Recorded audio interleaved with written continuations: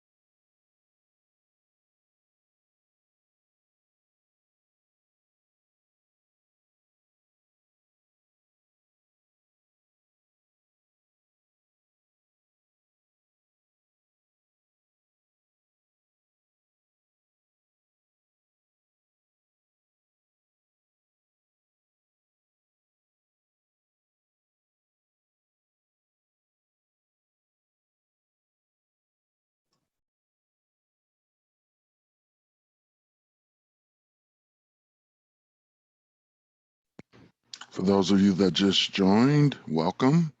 We're glad to have you. We will start our session at 2 minutes after the top of the hour. Again, welcome. We're glad to have you. Thank you.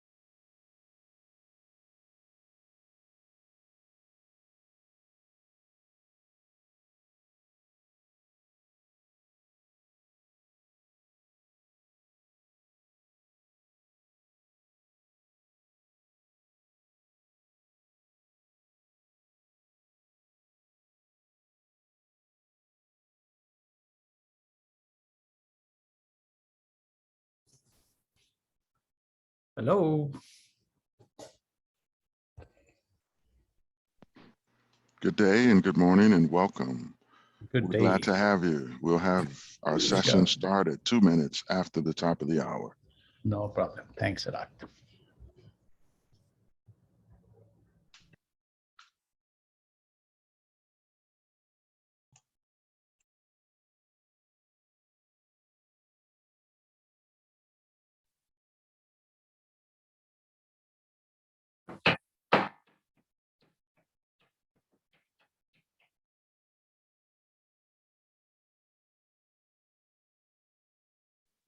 Again, welcome everyone, welcome. We will start our session shortly. We're just allowing others to join. We started at 2 minutes after the top of the hour, so we still have a couple minutes to grab something to drink if you like. Again, 2 minutes after the top of the hour, we'll start our session. Thank you.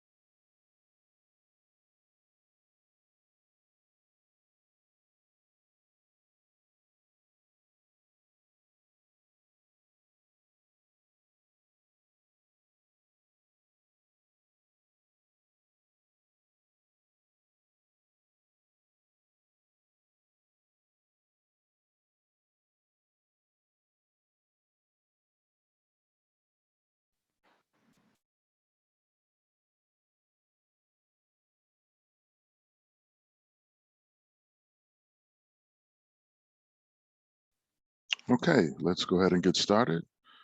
Again, good morning, good afternoon, and welcome to all of you. My name is Odell Gordon. I am a technical trainer here at Sumo Logic. We are glad to have you join us in this fundamentals generalist session.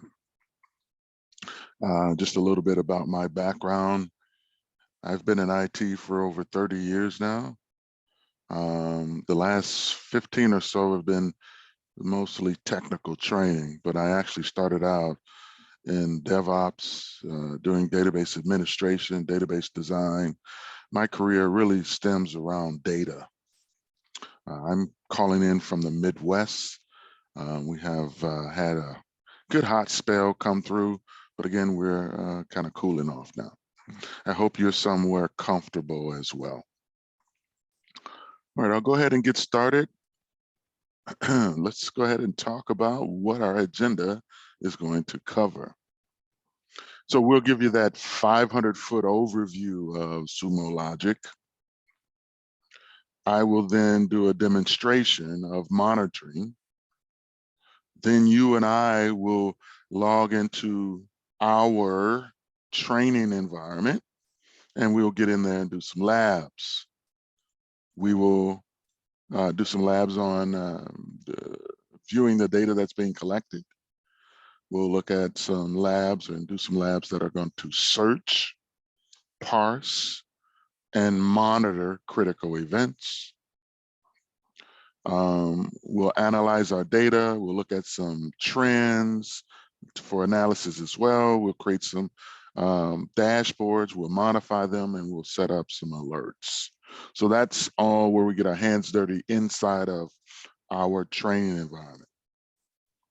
Once we complete the lecture, we then give you an opportunity to actually get certified and take the certification test, okay? Again, once you get certified and you pass it, because I'm sure you all will pass, you pass that certification exam. We're excited to have you. We're excited that you joined us. So we want to celebrate that by rewarding you with a $15 Uber Eats voucher. I'll put this link in the chat when we get start doing the actual exam, okay? All right, so let me save some bandwidth here. I'm going to turn off my video so you can focus on the lecture and the slides, okay? This first topic discusses how does Sumo Logic help me, okay? So when we think about Sumo Logic, and if you haven't experienced it yet, what you're seeing is 4 examples of dashboards that you can create within our tool, okay? As I mentioned in my career, I played DevOps roles. And one of the things that I had to do in DevOps was I had to log in to the actual Unix console, locate my logs, and then issue some grep statements, which allows me to search within those logs. Had I been fortunate enough to come across the Sumo Logic continuous intelligence platform, I could have just built some dashboards. For example, I could have created, or you could have created, or we could have created a dashboard from an operational perspective, which would have allowed us to find out the health of our systems, finding out, are all our systems up and running? So that operational dashboard could have helped me glean information along those lines. From a security perspective, we could have built a dashboard, or we can build a dashboard that allows us to find out, are persons logging in from multiple locations simultaneously? Does anyone have root access that's using it? So again, we could have gleaned information from our security perspective and found out about our users. Then from a business perspective, we could have created a dashboard that allows us to find out, what are our customers actually ordering? What websites and web pages are they viewing often? We issued a marketing campaign a couple months ago. How's it doing? So again, we could have gleaned that information from a business intelligence perspective. And then finally, from a global perspective, here's where we can compare and observe how our data is compared to other companies worldwide. So these are just 4 examples of dashboards that you can create within our CIP. And you'll hear me refer to CIP quite often. It's the Continuous Intelligence Platform, okay? So that is dashboards that you can create in the tool. Now let's look at, where does we get all of the data for those dashboards? Well, we get it from you. We get your data from, whether it's in an app or microservices, or it's a SaaS service or mobile devices, wherever your logs and metrics are, we need to get exposed to that so we can allow you to build queries, search through it, and parse through it. Now, what do we offer? Okay, our tool offers a multi-tenancy environment. What does that mean, Odell? That means that security is priority number 1, okay? We're a very secure environment.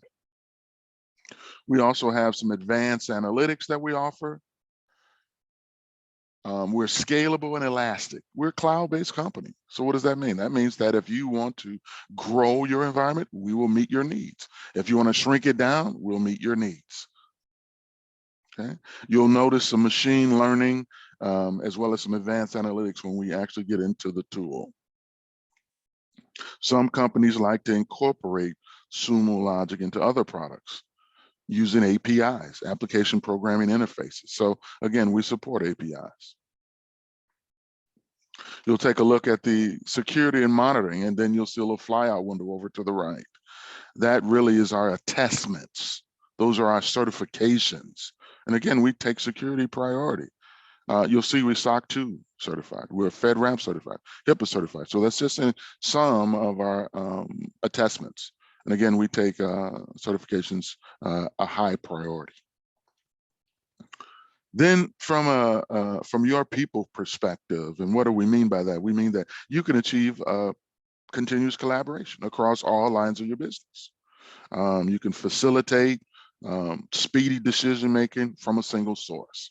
So the bottom line is, you're able to share your findings from your data using our analytics. You're also able to build dashboards to create visualizations. So that's that 500-foot overview of what our tool can do for you. Now, during a monitoring and troubleshooting period or event, this is the flow of what you want to kind of do, okay? First of all, you want to be alerted that there's an issue. We have several alerting connections that you can create. So if you want to do a webhook to Slack, to some other type of alerting system, we have Slack, we have New Relic, ServiceNow. So again, this is just a few of the actual alerting systems. But again, in a monitoring environment, you want to be alerted. So again, setting up alerts is step number 1. Once you get alerted and you find out there's an issue, you want to then go look at your metrics to identify what's going on, okay? Once you identify what's going on within your metrics, then you can go into your logs and find out why it happened, okay? So again, alerting, looking at the metrics, and then the logs. Now, I am going to demonstrate that same monitoring and troubleshooting process. If you could bear with me for a moment, I want to log into our CIP, and you'll have the opportunity to do this, and I'll talk about all this coming up, but I want to go through this demo, so just bear with me. I also want you to imagine that I belong to a travel company. So I work for a travel company, and again, I work in DevOps for the travel company. So one of the things that I can do very quickly is go to our alerts. And let me go over there to that real quickly for you. So I can see in my production environment that we have some alerts.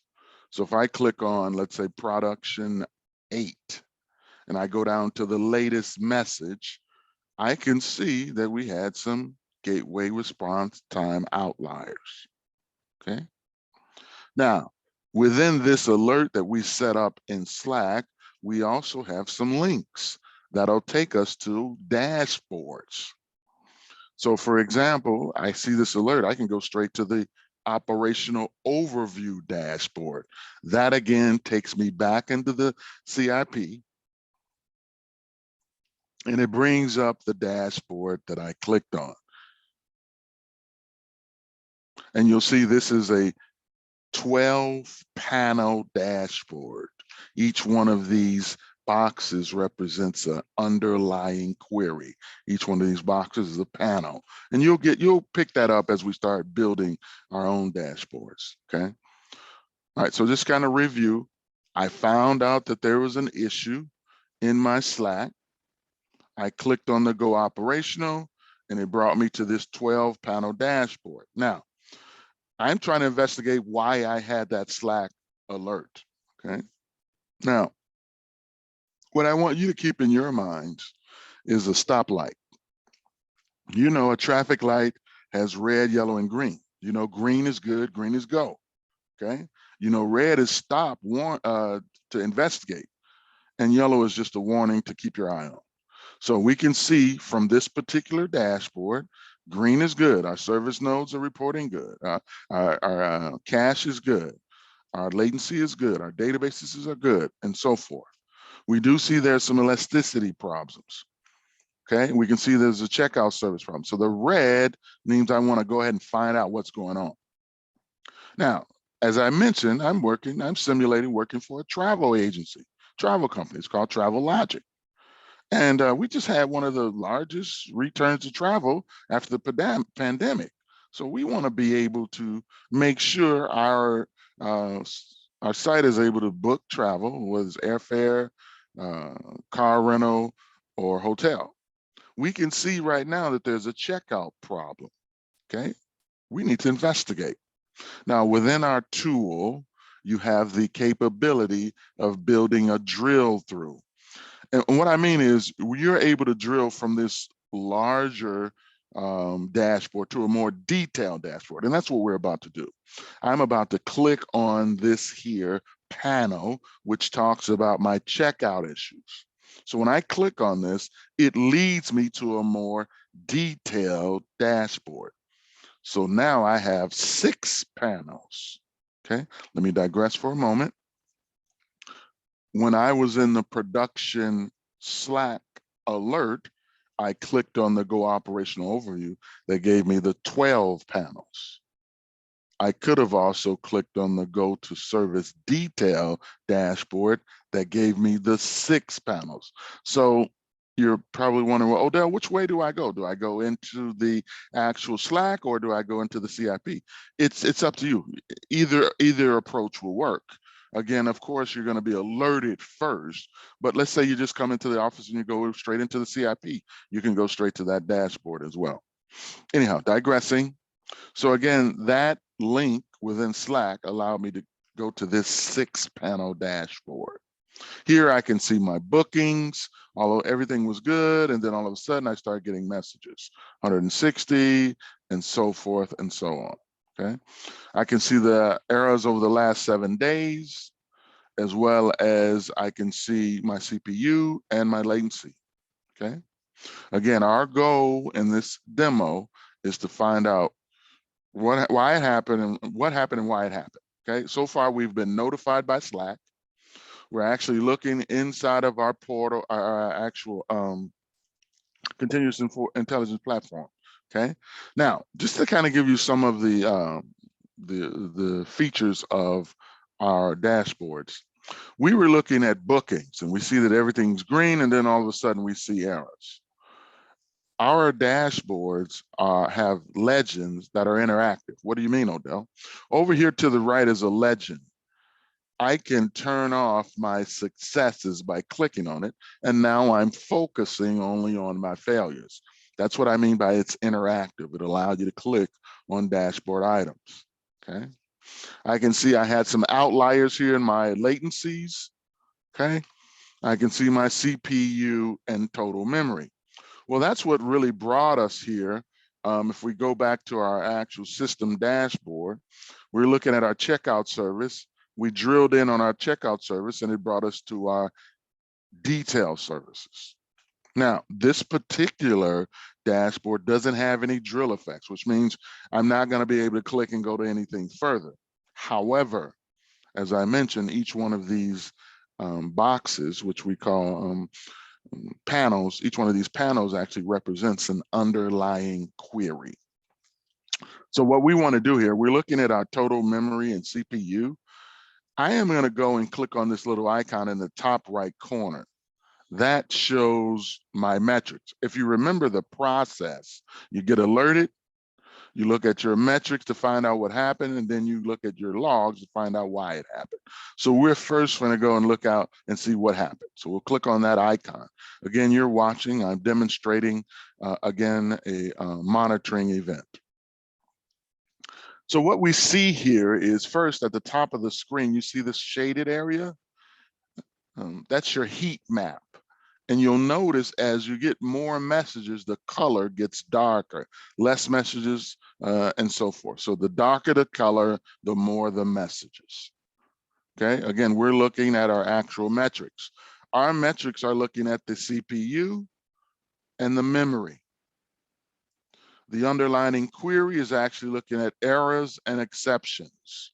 Okay, so again, we are analyzing our metrics. Now, one of our features within our tool is I can actually open up the underlying query. So this query down here, I can open it up in a new tab just by clicking on one of the cells of the heat map.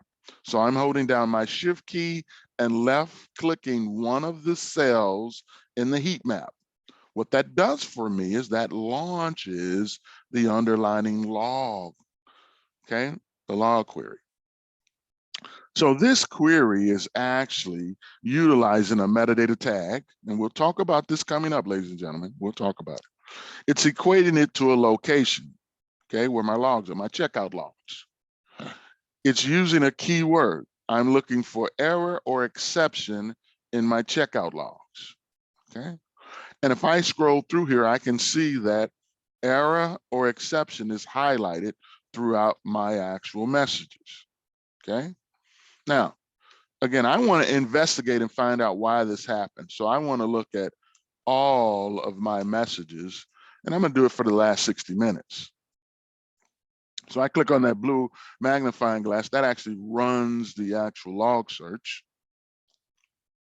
It's done gathering results. I have over 27,000 results. I'm looking at page 1 of 1,116, okay? Here over here is my field browser. Again, I'll discuss all this stuff when we get in there a little shortly, okay? But again, my goal is to find out what happened. Now, I'm gonna go ahead and use some of that machine learning that I talked about during the slides. One of those machine learning operators is right here, the log reduce. Now, essentially what a log reduce does for us is it goes through all of these 27,000 messages and finds patterns, and it groups those patterns together. Why is that important? Well, I don't want to have to go through all 27,000 messages if 4,000 of them are all the same, okay? So this log reduce, once I click on it, it's going to go through all of those messages, and then it's going to find out the ones that are alike and group them together. You'll notice that our actual query changed. It piped in the log reduce operator. If you take a look, once it says done gathering results, again, we're still gathering, and you'll see our numbers are growing here. All right, so it's done gathering. It's 28,000 results. Of those 28,000 results, this message here appears 12,000 times, okay? Now, whenever you see asterisks in your messages that you've log reduced, it's essentially letting you know that transaction ID would be different. So it's going to be different in a lot of cases. So again, those asterisks represents when there's a difference, okay?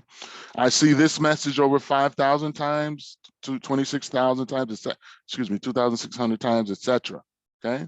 Again, my goal here is to find out why we had that CPU and memory issue. Okay. One of the other techniques that you can do within our tool is you could change the sort order, but just by clicking on the column headers.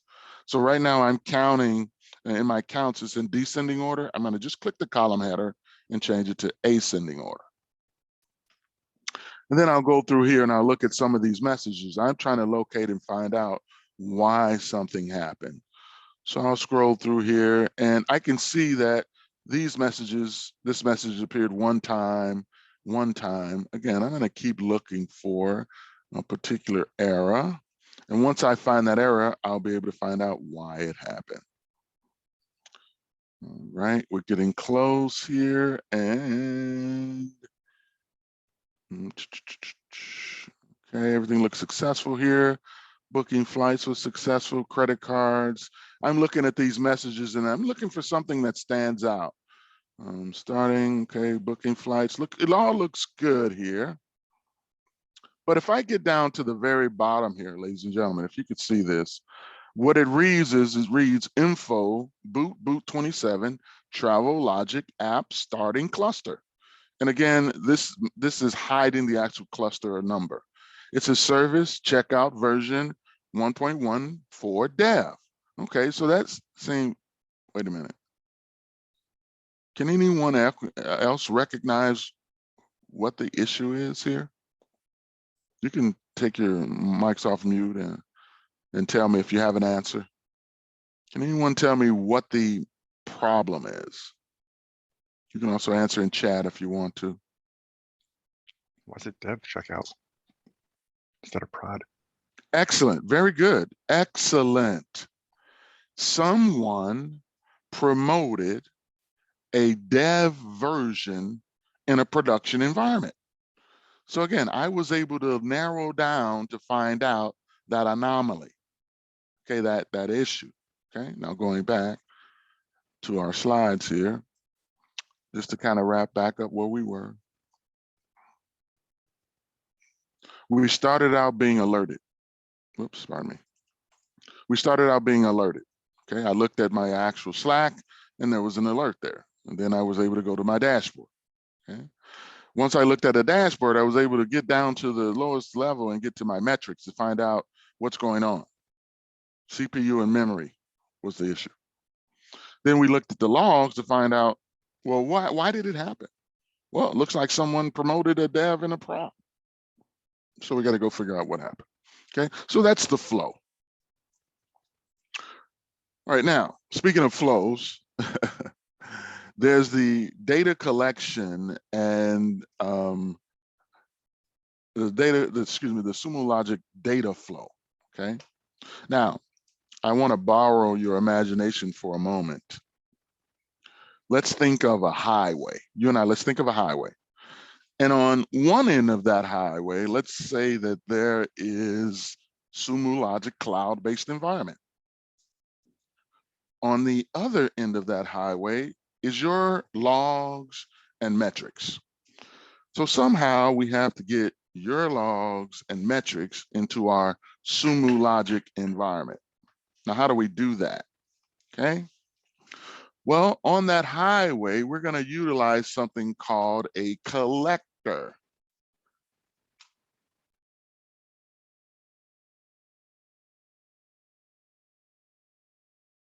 That collector is where we define our sources.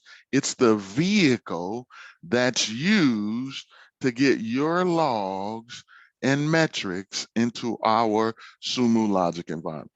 Now, if you're interested in learning more about collectors, we offer an administration course that actually builds collectors for you and defines your sources. Now, that collector does something else as well. It compresses and encrypts and sends your logs and metrics to the Sumo Logic environment.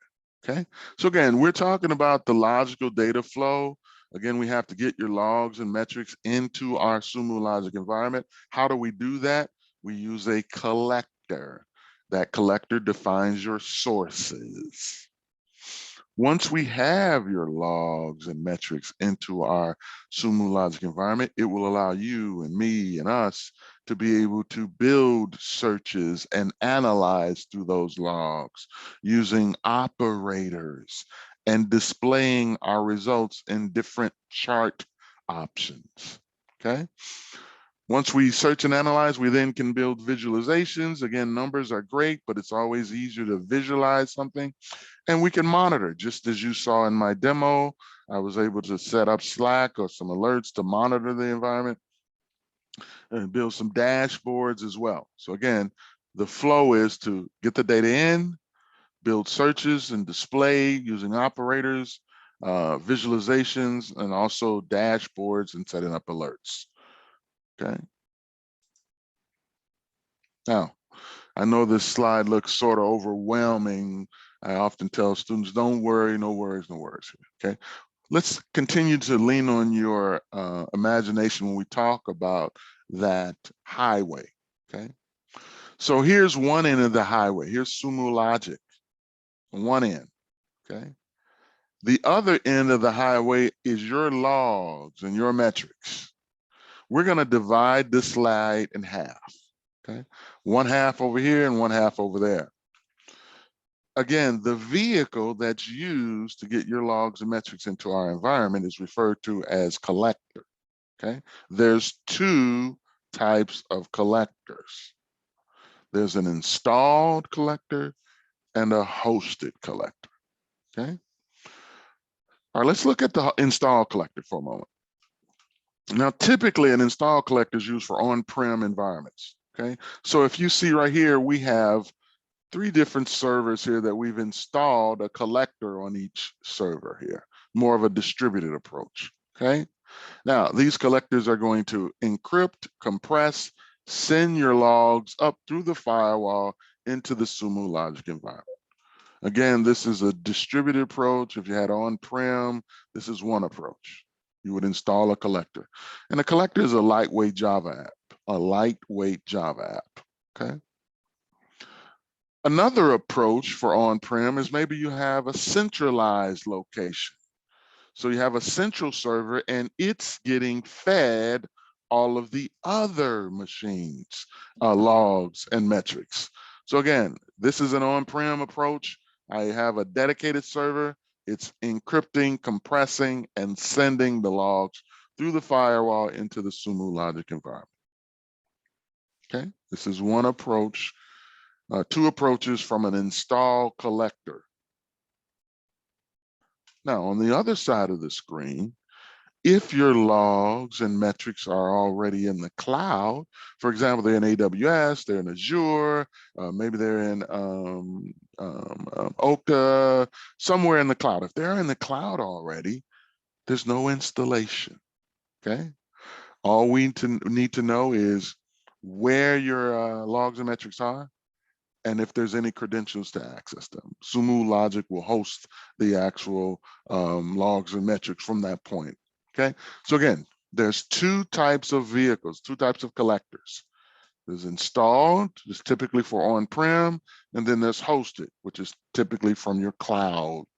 Okay, that's the key takeaway: install and collected from this here slide.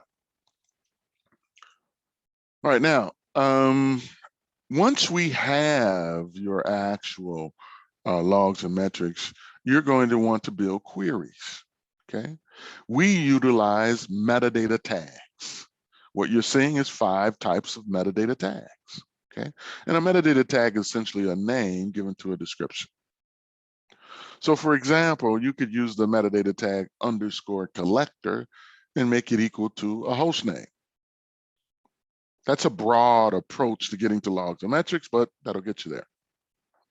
Another approach, maybe you're using _source name and you're equating it to name and path of the log file. That's another approach, again, a viable one. But you'll notice the one down at the very bottom, it's in bold. That's our preferred recommended approach. Okay, we're using _source category. And the reason we're using that is because it's freely configurable. What does that mean, Odell? Well, I can set my _source category equal to dev Apache era, or labs Apache access, or production, or East region, or AWS region, and so forth. So I can freely configure where my actual tag should represent. You're going to see us use the source category tag most often.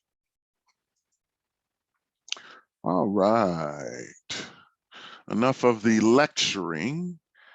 Now, what I'd like for you to do, ladies and gentlemen, we're going to invite you to inside of our training environment. Okay, what I'd like for you to do first is think of a number. Think of any number from 1 to 999. Think of any number from 1 to 999. Okay. Once you think of that number, I want you to put that number in chat. That's the number you're going to use. Okay. While you're doing that and you're putting it in the chat, thank you, Timothy. Thank you, Chingu. I am going, it needs to be a 3-digit number, Daniel. So put a 0 in front of that if you would. All right, now I'm going to go ahead and log in to demonstrate what you're going to do. Okay. So the first thing you're going to do, ladies and gentlemen, is you're going to open up a browser. Okay. And then once you open that browser, you're going to go ahead and type in service.sumologic.com. Thank you, Bree. Thank you, Derek. Thank you, Luke. Thank you, Lisa. If I mispronounce your name, I apologize. Again, I'd like for you to watch me first so you can kind of get the feel of how things are going to go. All right. Once you come to this screen, you, of course, are going to use the training plus analyst. Okay. And you're watching me right now if you haven't already done this. So using the plus symbol and the word analyst. Okay. All right. Now, once you type in analyst, you're going to add your 3-digit number. Okay. Then you'll go ahead and add the sumologic.com. Okay. And then the password, of course, and I'll make this visible for everyone. It's going to be an uppercase L for logs. And then let's see here, logs 2022, in case I fat finger it, and then, which I just did, and an exclamation mark. Okay, and then log in. Now you go ahead and give that a try. Okay, and go ahead and confirm that you were able to log in. Okay.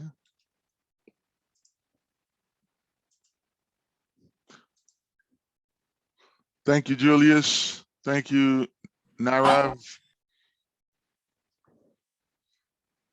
Thank you, Julia. Again, you're logging in using the credentials I put in chat. You're confirming now that you're able to log in.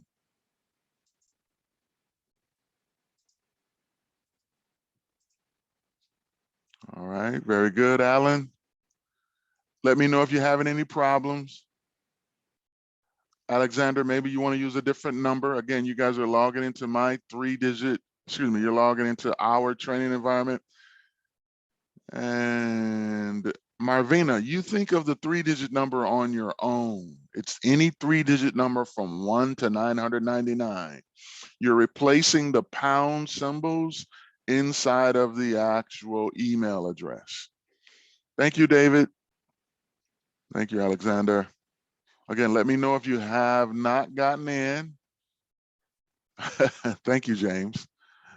In like scan, I sent, I hear you. All right, so again, I don't want to leave anyone, so that's why I want to make sure everyone gets in, if you don't mind. And if you have your hand raised, are you confirming that, or you got a question? All right, so hopefully you're just confirming. Excuse me. Go ahead. For some reason, the chat is not enabled. Like for me, I cannot see the chat. Like I click on the chat on the bottom of the screen, but the chat window doesn't open for me. Okay, you can use Q&A. I did actually put that as a question. Yeah, that's how I turned your mic on. Oh, okay. Your mic is on now. All right, thank you, Ken, you're in.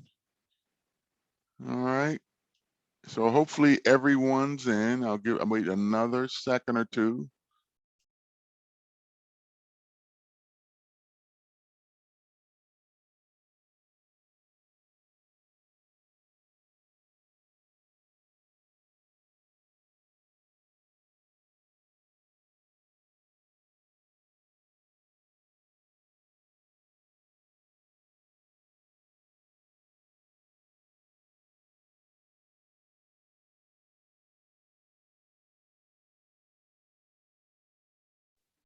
Okay, looks like everyone's in. All right, so let's do this, ladies and gentlemen, together. Let's kick the tires.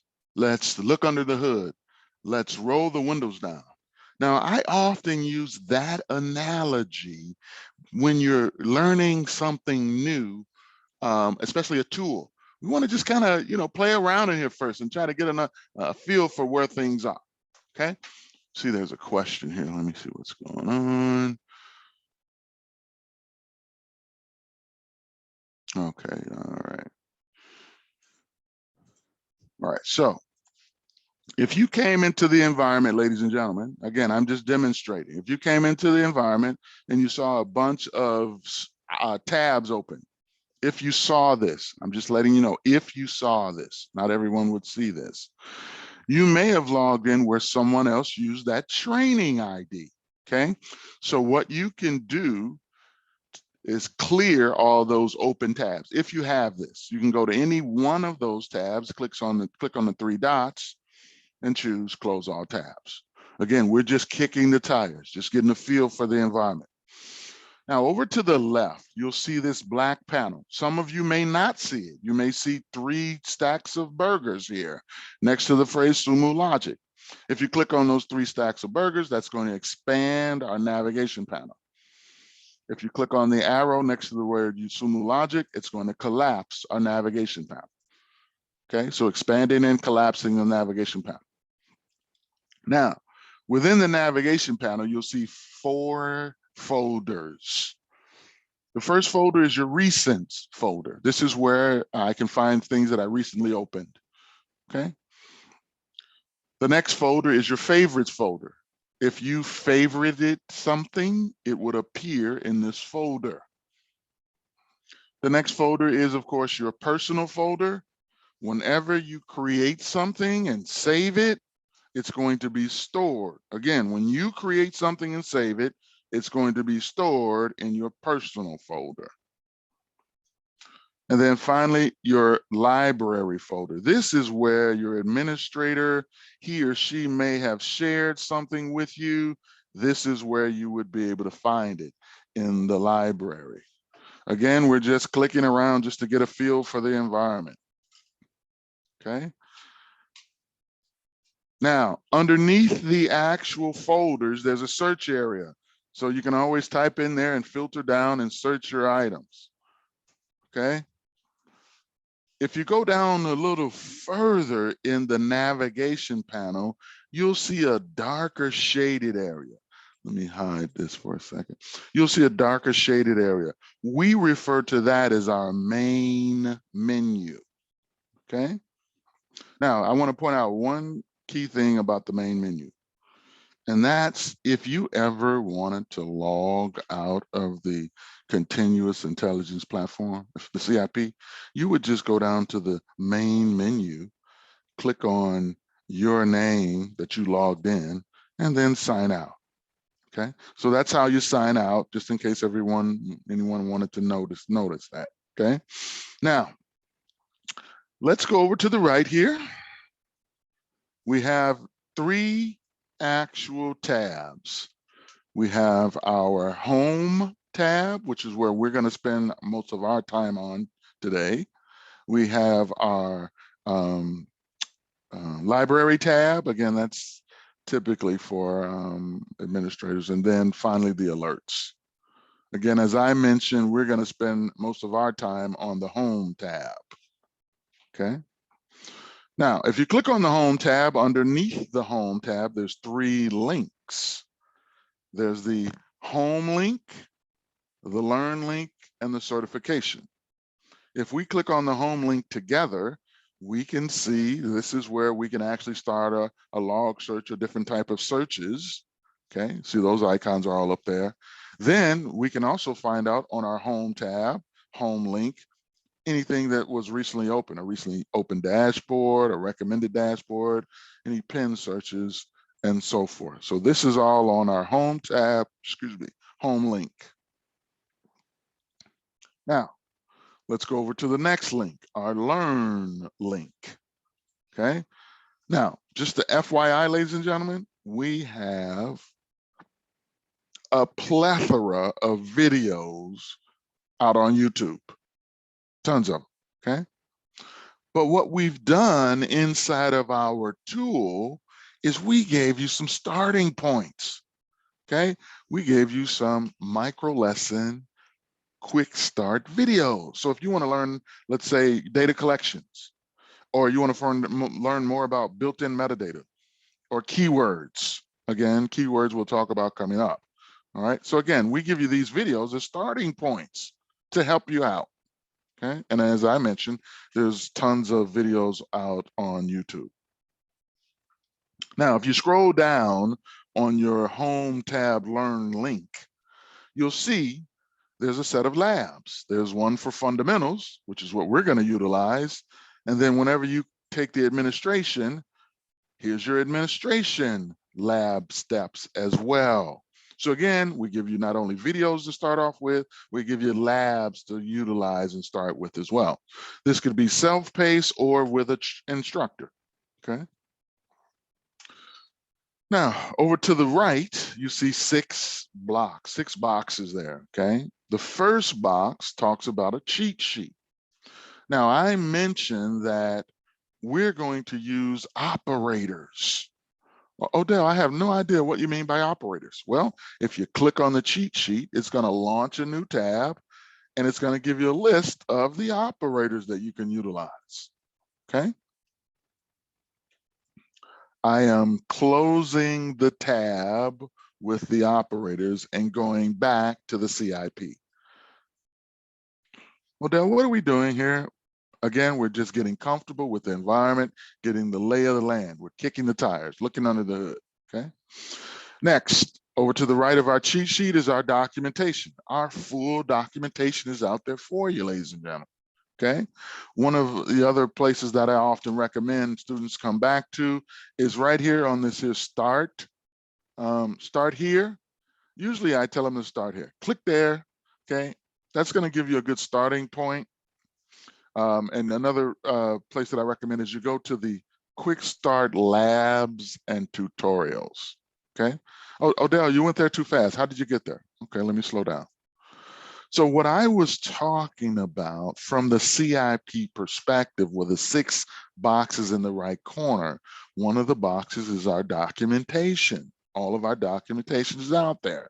And one of the things that I recommended was that you go into the documentation and you click on the start here. Once you click on the start here, you then see the actual indexes on the left-hand side. in the menu, and then you can click on Quick Start Labs and Tutorial. We are, of course, taking the fundamentals. So the actual labs are out there, but the administration's out there as well. But if you want to learn more about creating more queries, there's the Search Mastery. So you can get the labs for that as well, our security and monitoring analytics, as well as our metric mastery. So here's where other labs and tutorials are. Okay, and you can come out here and see this stuff. I am closing the tab for our documentation, going back to the CIP. It's a good practice to find out or keep a track of what's new. Again, we're a software company, so things do change. You might need to issue an actual support, so you can ask support for help. You might want to issue a ticket there. You can ask for support for help. If you're interested in getting trained, getting more training, click on the Get Training, Get Trained. And again, that launches our LMS system.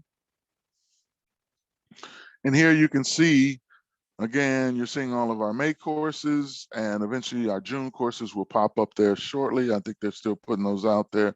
But again, those June courses will be out there shortly. Okay. I am closing the Get Trained tab and going back to the CIP.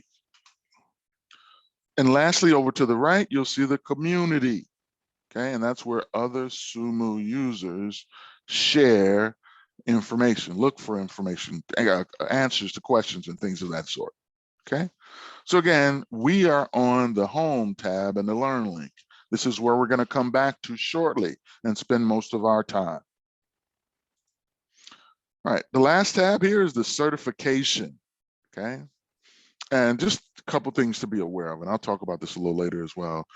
You're not going to take the certification in our training environment, because right now in our training environment, if you took the certification, it would say, congratulations, training analyst 343, you've successfully completed the fundamentals course. You don't want that. Okay, so when we get to the actual certification, I'm going to walk you through the steps. But anyhow, there's a few things I want to point out on the certification tab. Okay, so students often ask, hey, Odell, I'd like to get the slides and the lab guide handy.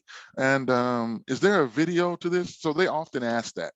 So here's the process, ladies and gentlemen. I'm in the CIP, I'm in my Home tab, I'm on the certification link. I'm about to click on Get Certified. Again, you're in our training environment. It goes ahead and launches our SkillJar app. And from here, if you wanted the actual video and the actual lab guide, as well as the slides, this is what you would do. You come to this page, you click on recorded live training. Once you click on that, it's going to give you all of our courses. Okay, you and I are talking about fundamentals. So we could come on here, click on fundamentals. It might ask us to register. It's just a click of a button, nothing major. This is where you could find the 2-hour lecture. Let me turn it off. The 2-hour lecture that I'm giving you right now. This is also where you can get the slides and the student guide. So all of that is out there for you, ladies and gentlemen, for all our classes. So I'm going back here just to kind of show you all of our classes has that same process. You click on it, you register, you'll see the actual video, and then as well as the actual lab guide and the slides. Okay. I am now closing that tab that was from Get Certified. Okay. So hopefully you have a good idea of just moving around within the tool. Okay. Let's go ahead and get started. All right, let's everyone together under your Home tab, click on the Learn link. Okay, scroll down to where you see hands-on demos, excuse me, hands-on labs for fundamentals. Okay, go ahead and click on Lab 1, viewing the data.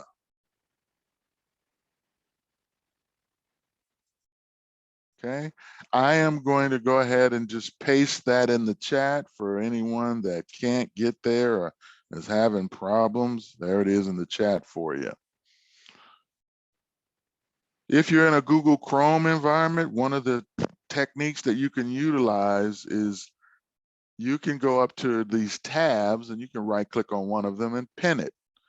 The advantage of doing that is it allows us to toggle between the CIP and the actual lab guide. It's not mandatory that you do this. I'm just giving you a tip for extra help. Okay. All right, so hopefully everyone is on lab number 1. I am going to guide you and lead you through these actual exercises. Okay. All right, so we've already signed in. That was successful, really painless. Okay. What we're going to do now is we're going to see what data is available. Now, if you recall, I leaned on your imagination and I talked about that highway and getting your logs and metrics into our environment. Well, this here actual lab exercise is going to allow you and I, who are analysts, to find out what is available for us. Has our administrator defined the sources already? Okay, and this is going to allow us to do that. Okay, so let's go ahead together, go back to our CIP. That's our continuous intelligence platform. Okay. Make sure your navigation panel is expanded and be aware you can go to the center, the center line here. If you need to resize the navigation panel, you have that capability. Okay. Now, in the navigation panel, remember there's the main menu. Oh, I don't remember the main menu. Okay, if you go down to the darker shaded area, this is referred to as our main menu. Okay. And we want to click on the link that reads manage data. We'll click on that link. And we'll see there's some sublinks underneath the manage data. We're going to click on the collection sublink together. Now, just to kind of explain the behavior of the tool. When you click on those links, it launches a new tab. Okay. Now, what you're seeing here is a list of your collectors, but they're expanded so you can see the actual underlying sources. Typically what I do, and I don't mind sharing this with you because I'm a nice guy, typically what I do, and when I come in here, so it doesn't look, oh, what is this? I don't know what's going on. You see where it reads expand? Right now, everything is expanded. I typically come in here and just click on none. Okay, and once I click on none, that collapses all of my collectors and the sources underneath them. So it makes it easier to read, basically, ladies and gentlemen. That's the key thing, okay? Now, I am going to demonstrate how you search for a collector. So up here in the search area, I'm just gonna search for Okta. You don't have to do this. You're actually on the page, so you're fine. If you did do it, it's fine as well. Okay, so I actually searched for an actual collector to see if it was defined. There's 2 collectors that have the word Okta in them. Okay, so if I expand one of them, I see that there is one source. It's Labs Okta. I see it's healthy. I see the type of collector. Now, let me pause for a moment. Ladies and gentlemen, do you remember the other type of collector?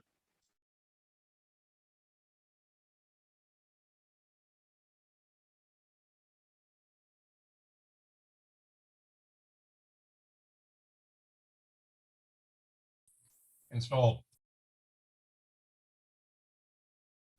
You all are correct. Installed. Very good. I just want to get more than one person to answer, so that's why I was quiet, but thank you. So correct. The other type of collector is called installed. We're looking at a hosted collector, okay? We can see the type here. We also see the source. We see over the last hour, there was some activity. We also see it ingested over 17,000 messages. That's this one collector that has one source underneath it. I am collapsing that collector. If we look at the next collector, it's healthy. It's a hosted collector. You can conclude that if it was hosted, that it came from the cloud, okay? You can see here that there's 5 sources underneath this collector. Okay, so 5 sources has been defined for this collector. We can see that there has been some activity in the last hour, and it has ingested over 26,000 messages. Also pay note, ladies and gentlemen, that adding a collector is grayed out. Your user ID is under the analyst role. The analyst is not typically the user that creates collectors. It's usually the admin. So when you come back, or if you come back and take our admin course, you'll be logging in as the admin and then creating a collector. All right, I want to expand this particular collector to show you the actual 6 sources.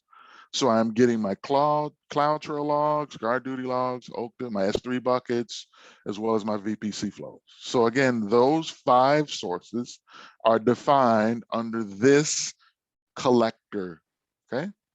It has ingested over 26,000 messages, and then there has been some activity in the last hour, okay? All right, going back to the CIP, going back to the actual lab steps. So we just did see what data is available.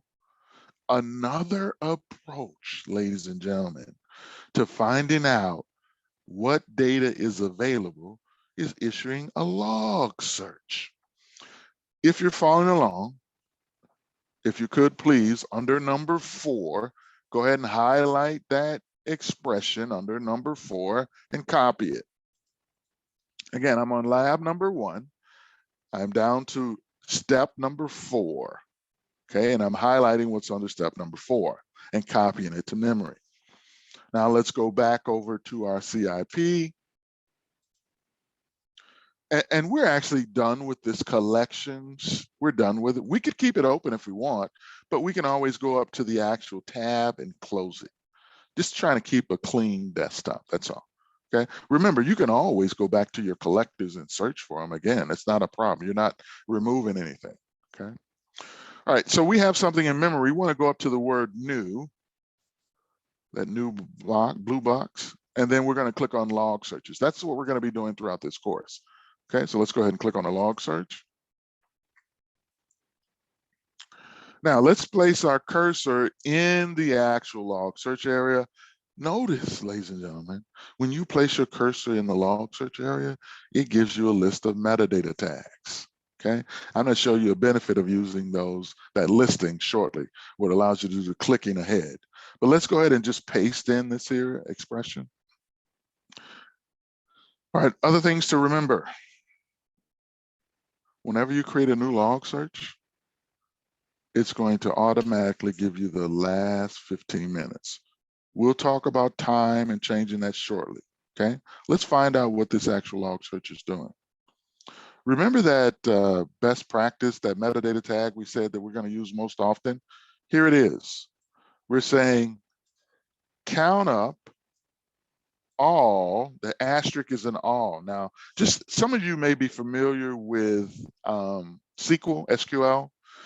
This tool has similar features as SQL. So that asterisk is a wildcard. So we're telling the tool, hey, count up all of my messages in all source categories, and for the last 15 minutes. So we click on the blue magnifying glass. Okay, let's see what we get here, ladies and gentlemen. Now, if your numbers are not exactly like mine, that's not the most important thing here, okay? It's just understanding how to utilize the tool. All right, so first of all, after we run, we see there's a histogram, a minute-by-minute breakdown. If you look over to the right, you can hide that histogram if you want to and show it. So hide and show is available for the histogram. Underneath the histogram, I see the status is done. I see the elapsed time was a second. I see the results were over 937,000. Okay, if I ever need it, here's my session ID. Now, since I issued a count operator, I see an aggregates tab. So whenever you use an aggregate, min, max, average, sum, whenever you use that, you're going to automatically get an aggregates tab. Okay, now we can click on our messages tab, which is our original messages. So here's all 937,000 messages, 37,000 pages of messages. You're looking at 1 through 25. So you got 25 per page here. Odell, what if I wanted to see more than 25 per page? Great question. So if you wanted to change your display options, you go over to this gear symbol all the way over to the right and choose display message preferences, and you can change the defaults. Okay, but by default, you're going to see in your messages 1 of 25. Okay, on page 1, you're going to see 1 of 25. Okay, all right, let's continue on here. So let's go back to our aggregates tab. Now we can see that, let's say Kubernetes, I have over 6,000 messages came from Kubernetes. Okay, so again, we're seeing the breakdown of the actual, all of our messages from all of our source categories. Okay. With an aggregates tab, it allows you to display your results in different types of charts. Again, in order to get this, you have to have an actual aggregate. Remember, you can always click on the column headers to change the sort order. There is also a sort by operator, and we'll talk about that a little later. All right, going back to our actual lab steps. So we actually went into our collectors. We actually issued an actual log search, okay, and found our results. All right, now, suppose that we're interested in log messages for our Apache access. Okay, we can now start creating queries to find the messages we're interested in. But that might not be necessary. Okay, someone else in our organization might have shared some saved searches or dashboards for Apache access. So maybe one of our team members actually created some searches and dashboards for Apache and they shared it with us. That could be one approach. Maybe no one has installed or shared the data for Apache access. So maybe we'll add the actual Apache app. So there's 2 approaches that we're about to explore.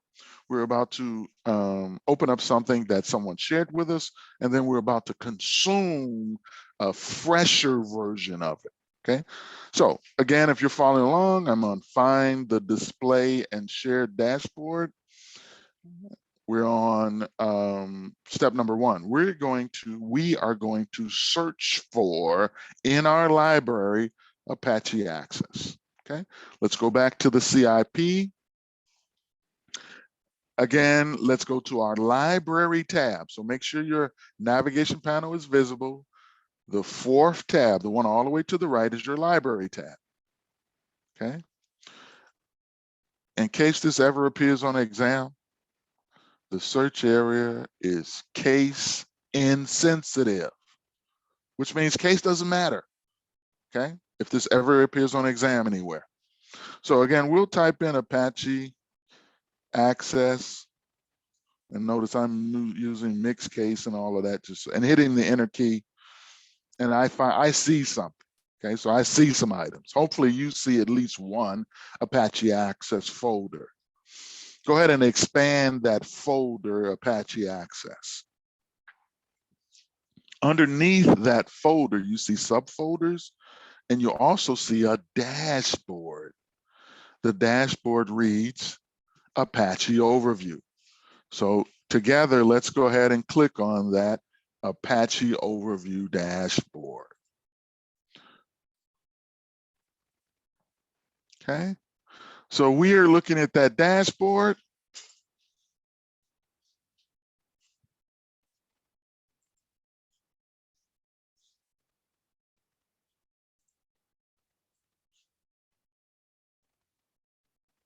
Yeah, Julius, yeah, purple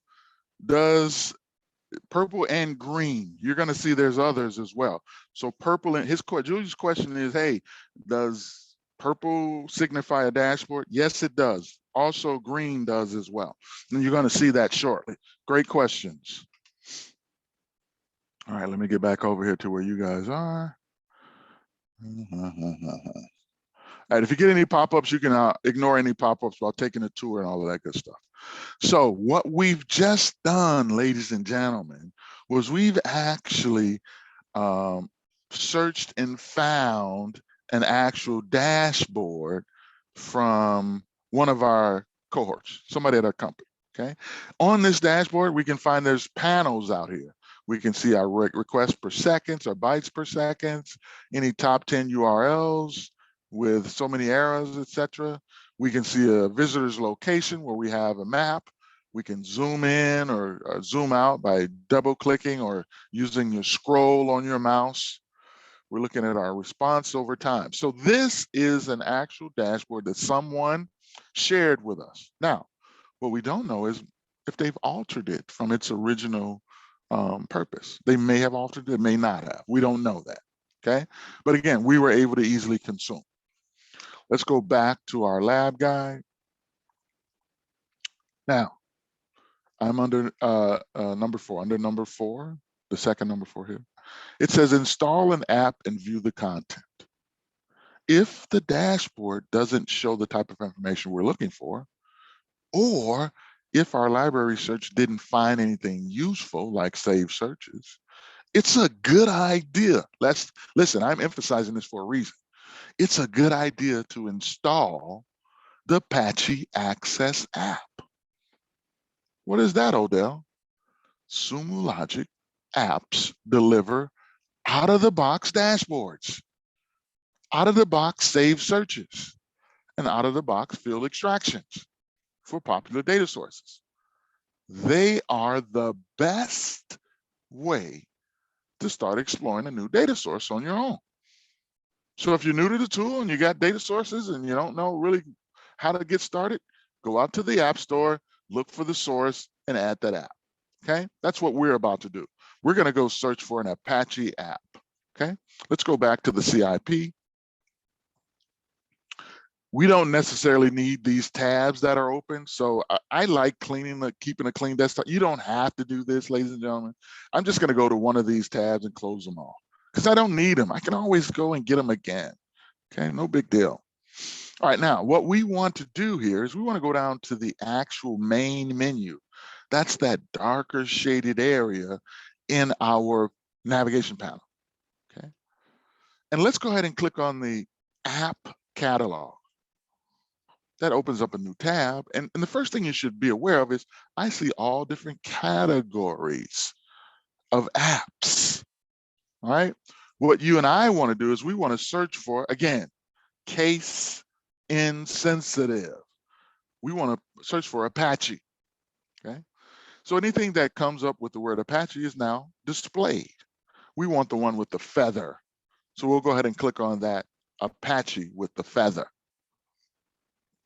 Now, here's the key thing about these apps is one, they give you an overview. Hey, Odell, yours might not say, hey, Odell, but it says, hey, Odell, the Apache app is a unified logs and metrics app that helps you monitor the availability, the performance, and the health and the resources of utilization of Apache Web. So again, this is perfect. I have an Apache environment. This is perfect for me.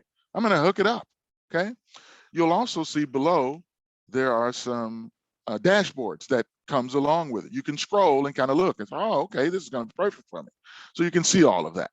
All right. What you and I are going to do is go ahead and click on that phrase, add integration. So go ahead and click on that blue box, add integration. It's going to take you through a wizard mode. Okay.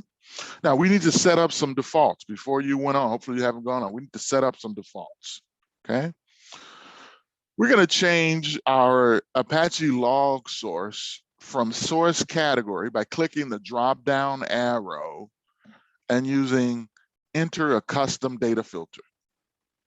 We're customizing this, okay? And we can type in here, but I like copying and pasting. So I'm going back to my lab guide. I'm going down to number 4 here. Number 4 says, hey, for the log search, select and enter custom data filter, and then type in web server system Apache. I'm highlighting that web server system Apache. Be aware there's a period at the end of that sentence. Don't capture the period if you're copying and pasting. Again, we're going to either type in web server underscore system equals Apache. So I'm going back to the CIP. I'm pasting in web server underscore system equals Apache. Okay, so we're customizing this here Apache access for where our actual logs are. We're in a wizard mode. We can go ahead and click next. You're going to get a confirmation pop-up. And once it pops up and confirms, hey, success, all right, you can just click exit. And then you can close out the application catalog tab. Well, Dale, what are we doing? Well, we are adding or utilizing one of Sumo Logic's apps to help us get started with monitoring. It has searches and dashboards in it already. Now, ladies and gentlemen, I told you this a long time ago. Hopefully you remember this when you take the exam. Whenever you create and save something, it's going to store it in one of those folders. You guys know which folder stores it in without looking at it automatically? Which one? Personal. Excellent. Very good. Very good. So anything that you save and store is going to be stored. Create and save is going to be stored in your personal folder. You should see that object. Okay. If you expand the Apache folder, you should also see the Apache overview. But Odell, what's the difference between this one and the one that we got from the library? Great question. The one from the library was shared from someone within the company. We don't know if they've altered it or not. Okay. They may not have, but it's been shared. We wanted to go to where we get the most pristine app from. We went to the app catalog. So if we click on the Apache overview, we can see still some of the same actual panels here.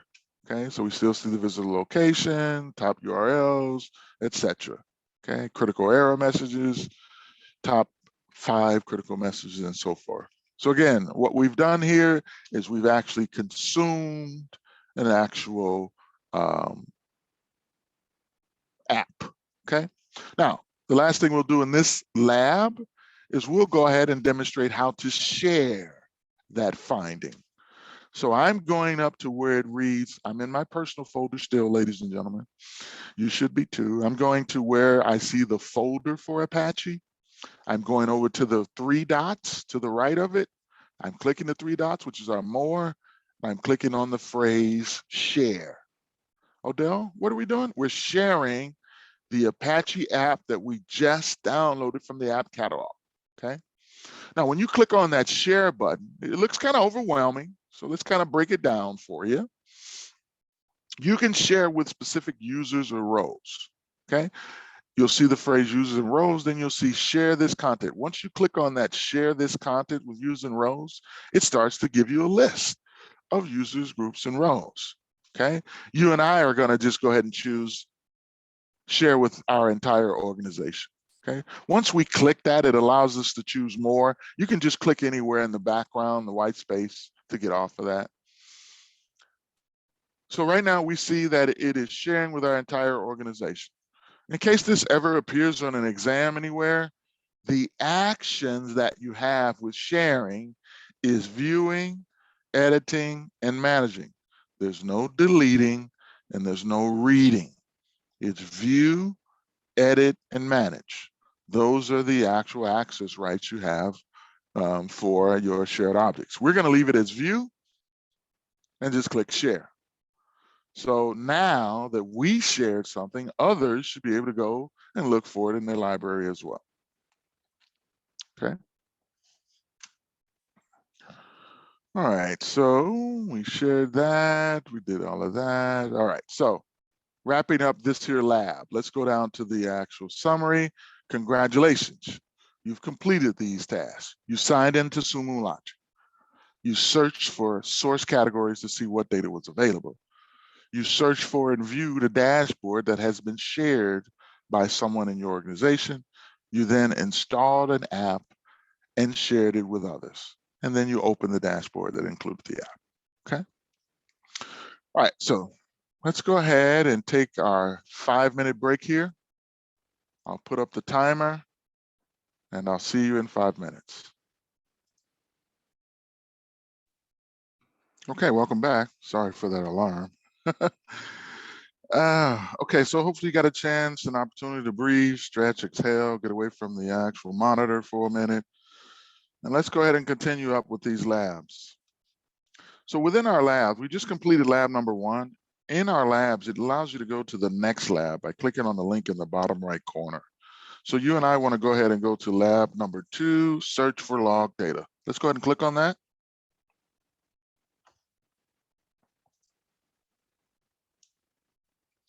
All right. So we're going to go ahead and create a log search, okay?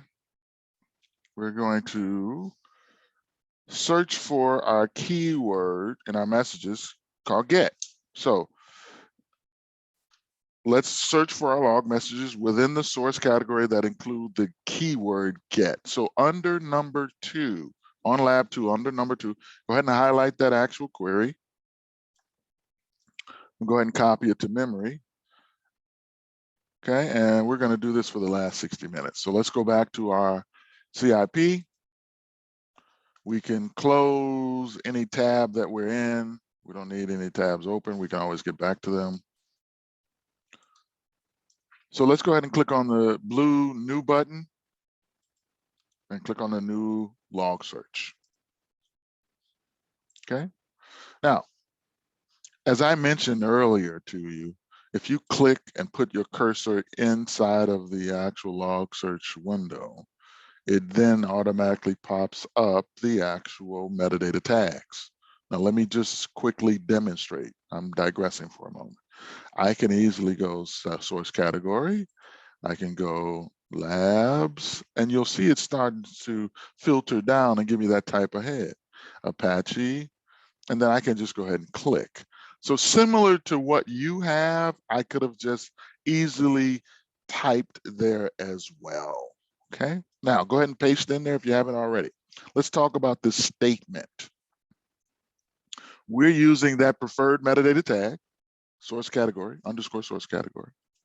We're making it equal to, whoops, not meaning to do that.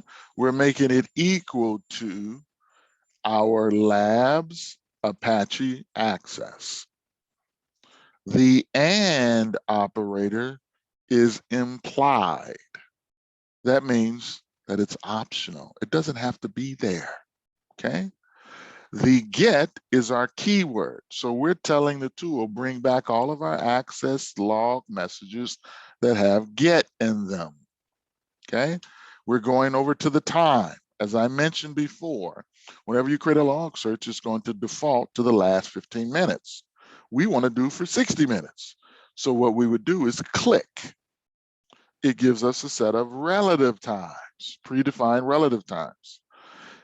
It has a recent tab. If you've never been in the tool under that user ID, you won't have anything in recent, okay? And then you have a custom capability if you want to filter down to the date and the time, okay?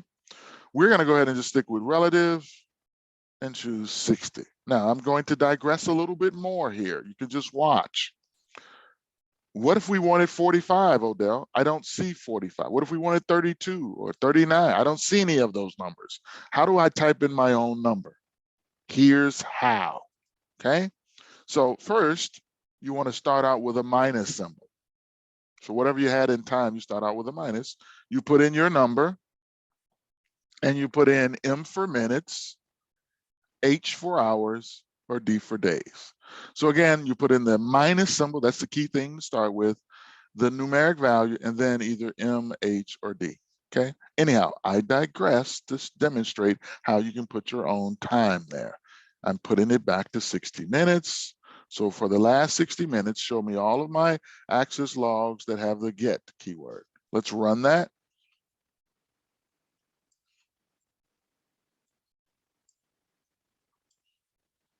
Again, you'll see your histogram minute by minute. You'll see it's done status, it's the done. You'll see the elapsed time, and you'll see the results, over 30,000 results. Okay, you'll see your messages tab and your field browser. Okay, you'll see that you're looking at page 1 of mine, 1,216. Yours may be different, but again, the key thing is you brought values back. Okay, you learn more about the field browser in the Search Mastery course.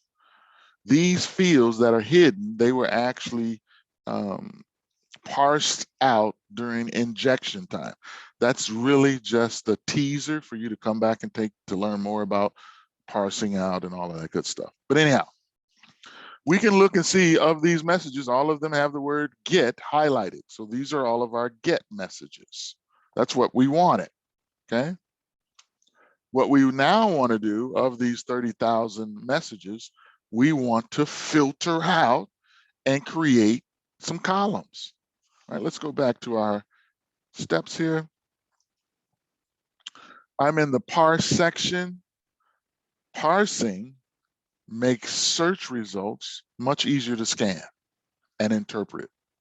We are going to parse a log message for our URL, our status code, our size, and our referring website. We want to parse those fields out, okay? So you're going to follow my lead in this. Let's go back to the CIP. There are several types of parsing anchors. Let me digress for a moment. I don't know everything in this tool, ladies and gentlemen. What I use as a resource, and I'm just digressing, I use help sumologic.com. Okay, I use this as a resource because in case I want to find out my parse operators, I don't know them all. Okay, I can type that into the search and the help, find the parse operators, and in case this ever appears on the exam anywhere, there's a parse JSON, key fields, CSVs, there's different types of parsing, okay? We are about to use a parse anchor, okay? Again, I'm closing the help sumologic.com just because I demonstrated that for you. What we're about to do is we're going to parse out some fields. We're using a parse anchor, okay? Watch me first. In my first message, this quote is never going to change. This quote to the left of get is never going to change. So I'm using it as my anchor for my parsing. In other words, I'm starting to click on that first. And I'm highlighting all the way over to the referring website quote. So I have the initial website, I have the size, excuse me, I have the error status code, and then the size, and then the referring website. Go ahead and highlight. Yours may not be exactly like mine. The key thing here is the quote to the left of the get, you click on, and then you highlight everything all the way past the referring website. So yours should look similar to mine. Okay, once you have that highlighted,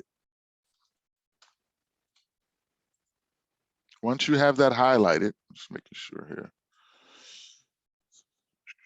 you're going to go ahead and right click on that highlighted message, right click on it.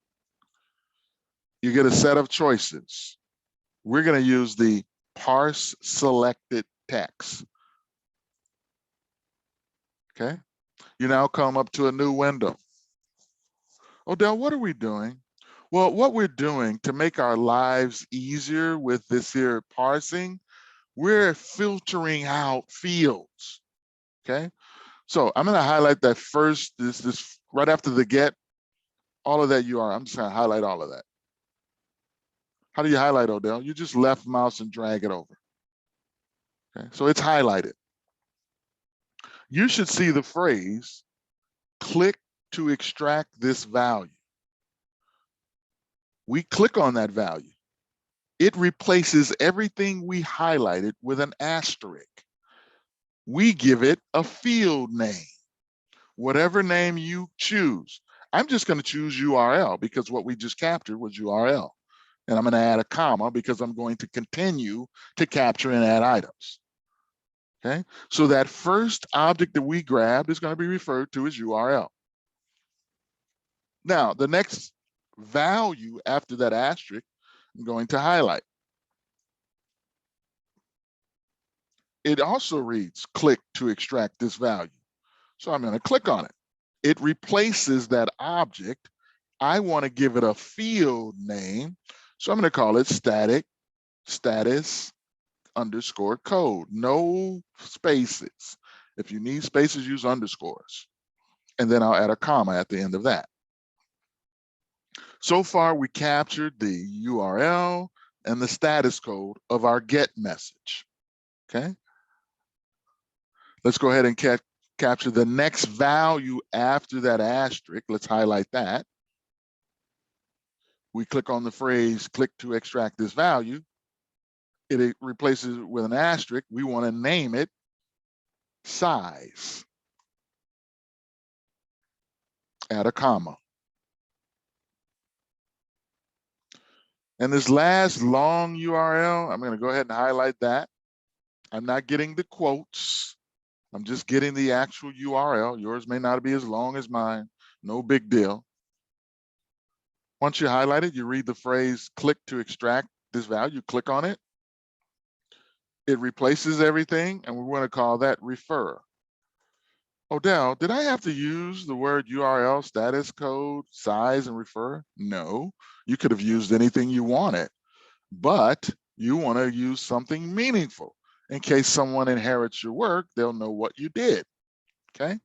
All we've done, ladies and gentlemen, is try to make reading messages easier by filtering out using a parse statement, okay? So we'll click submit. One of the first things you should notice is that your actual expression changed. The source category equaled labs and the get, it also continued the actual expression by using the pipe. We could have had this on one line, but again, it makes it easier to read as we break it by piping, okay? So we're saying pipe, parse the get message. The first object after the get is going to be URL. The second object is going to be status code. The third object is going to be size. And the fourth object will be refer. Okay.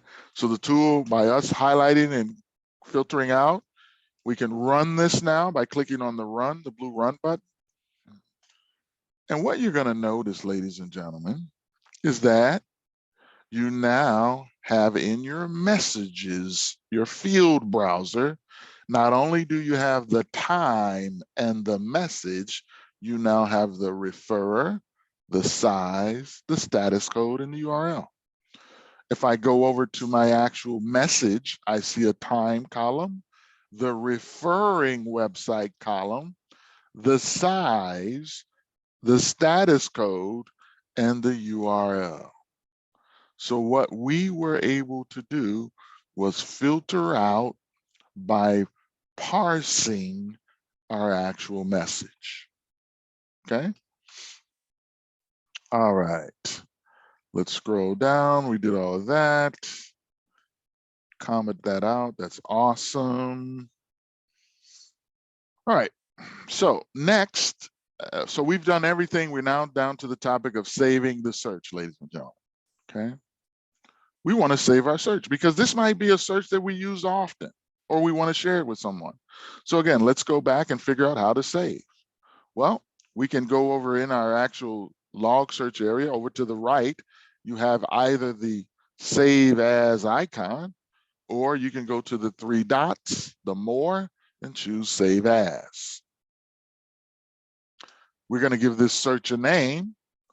Let's call it Apache status codes. And let's put our initials, ladies and gentlemen. Apache status codes, and we'll put our initials. And I'm going to add the date because I do this quite often. You don't have to worry. okay? So again, we're giving it a name. We know that it's going to save it and store it into our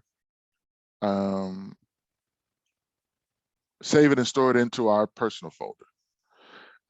Julius, no, you can't edit that parse because it's position based. So if you're having a problem here, let me just paste in mine, or you can copy it from the lab steps. But again, the question that was asked was, can I go ahead and edit that parse statement? No, because it's position based. The minute you tinker with it, it's going to actually falter, okay? So it's best to either start over, or you can utilize my my actual app. All right.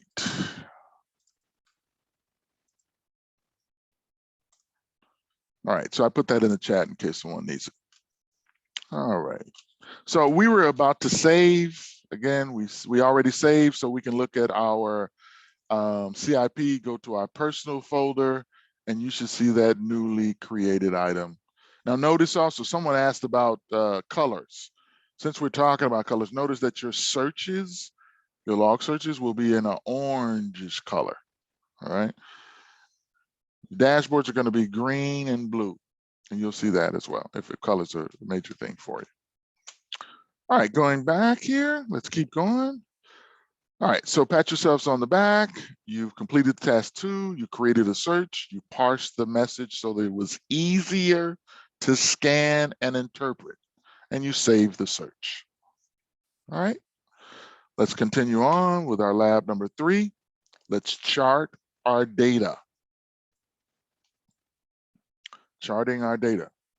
We're going to build a query using an aggregation statement to count the results and visualize the data by creating a chart. Now, suppose we're wondering about our 404 errors, okay? We want to find out, are they happening at once? So we're going to find out by adding an aggregation statement to our query to help group and order the data, and makes it much easier to read, okay? Now, here's the key thing in case this ever comes up on an exam. Only search results that have been aggregated using a group or an aggregate operator can be charted. What does that mean, Odell? That means that you won't be able to create a chart unless you have an aggregation. That's the key point. All right, so together here, ladies and gentlemen, let's go ahead and copy what's under number 1. The second part of the number 1. Let's copy everything under that. Oh, shoot, we don't have to do that. Sorry. We can just copy that last statement. I'm sorry, I was looking ahead. So under number 1, let's copy the count by status. Let's copy that. Okay. Now, let's go back to the CIP. Let me talk about functionality. Ladies and gentlemen, right now, we want to add another line, a blank line. Now, some of you probably tried to hit the enter key and or the return key, and you realize all that does is run the query for you, okay? Just hitting the enter or return only runs the query, okay? In order to add a hard blank line, another line, okay? Place your cursor at the end of the parse statement. So make sure cursor is at the end of the parse statement. I'm using a Mac, so I'm going to add another line. Hit the shift and enter key. If you're using Windows, you're going to use Alt enter. So shift return on your Macs, Alt enter on anything else. That's going to add that new line for you. Then you can paste. So if we kind of go back over this message, it says the source category is going to be equal to the lab's Apache access and is optional. It's implied. It says, bring me back all of my GET messages.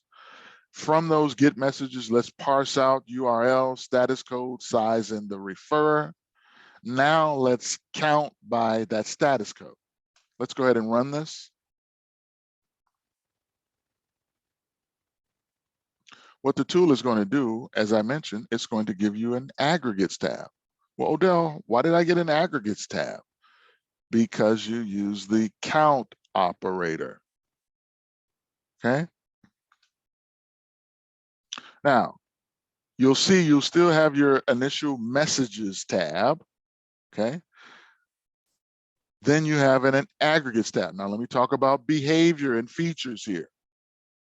If you ever wanted to export out, in case this ever comes up on exam, if you wanted to export out from the messages tab, you go over to the gear symbol and you export out. Again, if you want to export all these messages out, you go over to the gear symbol and export out. On the aggregates tab, the very first icon to the right of your pages is the export results. So again, I'm just demonstrating if you wanted to export, how you would do it from each tab. We can see our number of our status codes and the count from those status codes. Okay. All right, very good. Now, let's find out when those status codes happened. We can use a time slice operator to create buckets. In this case, we're going to create 1 minute buckets or 1 minute increments. Okay. Now, what I'd like for you to do, this is the easiest way to do this. Go to number 2 and just highlight the last 2 statements. Okay. So again, if you're following along, I am under the aggregate results. I'm in the second number 2. And under that number 2, it reads time slice 1 minute, count by. Highlight that portion and copy it. Trying to save us from having to type is what we're doing. Let's go back to the CIP. Let's highlight the last line of code. It should read pipe count by status code. Let's highlight that and let's paste over it. Okay.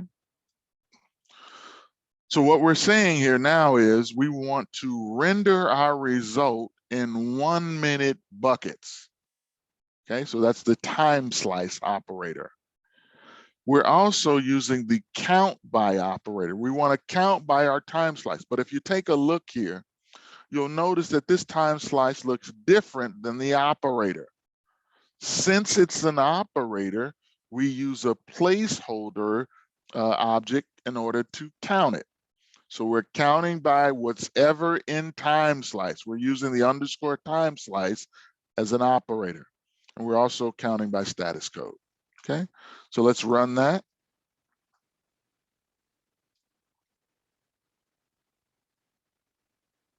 We now see on our aggregates tab, the slices minute by minute. Now they're not in any order, ladies and gentlemen. Okay, so again, we won't see it the way we want. It's not in any order. If we want it in an order, you know, you could click on the column headers like time and put it in order. So now we're seeing the true minute by minute items. Okay, it's not mandatory, but again, if you needed to see how to do that. Let's continue on. All right, so we're now down to the area in lab 2 where it reached, lab 3, pardon me, where it reached transpose results. Now, when we look at our results, it's a challenge for us to do comparisons, to do analysis, to identify trends with a list. It's not that it can't be done, it's a challenge. It would be easier for us to have that Excel-like, where we had columns and rows. So we're about to build that Excel-like feature, okay? So let's go back to our actual lab steps and let's just highlight under number 1, the transpose. Let's highlight that entire sentence. We need to add it as the last row in our actual query. So once we copy that, let's go over to our CIP. And again, in order to add another blank line, we place our cursor at the end of the count by.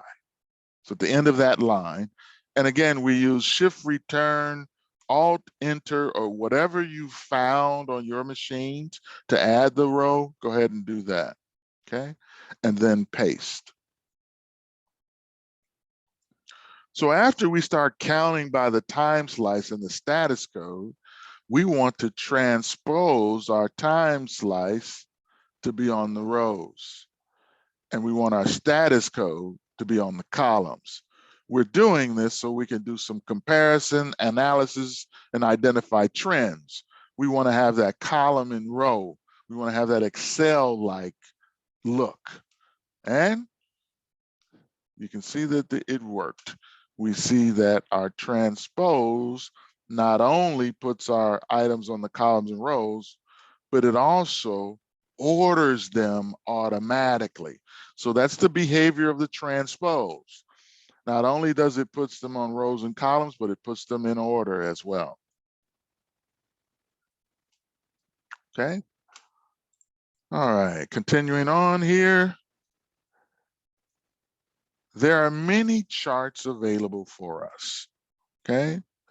We want to be able to show our results in a bar chart, in a column chart. So again, going back to the CIP, in order for us to even look at any chart, we had to have an aggregates tab. In order for us to have an aggregates tab, we need to have an aggregate in our query, okay? Now, you could put this in, let's say, a bar chart, a column chart, a line chart. Maybe you want it in a pie chart. So you have all different types of charts here, okay? I'm gonna go ahead and click on a column chart, okay? Now, if I said, okay, a column chart is great, but I wanna see the numbers now, okay? That very first icon, that switches you back to the actual raw results, the numbers, okay? Anyhow, we see we have a column chart and we see these lines here. And on mine, the 200s are dominating this here chart. So remember, I talked about this at the early outset that our legends are interactive. So if I go over here to 200, I can turn it off just by clicking it. Now I see my 304s are dominating everything. I can turn that off, okay? Now, that was a manual process. It works, but we'd like to have something more automated, okay? We'd actually like the tool to actually hide or get rid of those 200s and 304s, okay? So let's go back to our lab guide and let's go down to, we wanna go down to number 1 where it reads, where the exclamation mark. That exclamation mark means not. So where the status code is not equal to 200 and it's not equal to 304. So again, we don't want our 200s and 304s back. So let's go ahead and copy that. Now, we need to place this under our parse statement. So let's go back to our panel here, navigation panel, CIP. Let's place our cursor to the right of the parse statement, at the end of the parse statement, and let's add a blank line. And let's paste. Now, why did we have to add it up there? Because the parse statement is actually creating that status code.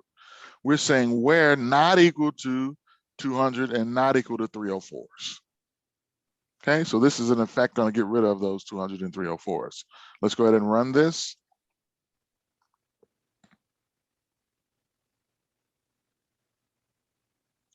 And voila, we no longer see 200s and 304s in our legend. Okay, and it also updated our chart as well. Okay. Wow, you guys are making excellent progress. You've aggregated your results. You've used the transpose operator to make the results easier to read, and you created a chart of the results and adjusted the legend to show only the data of most interest. Good job. Let's continue on. You guys are awesome. Let's go to lab number 4.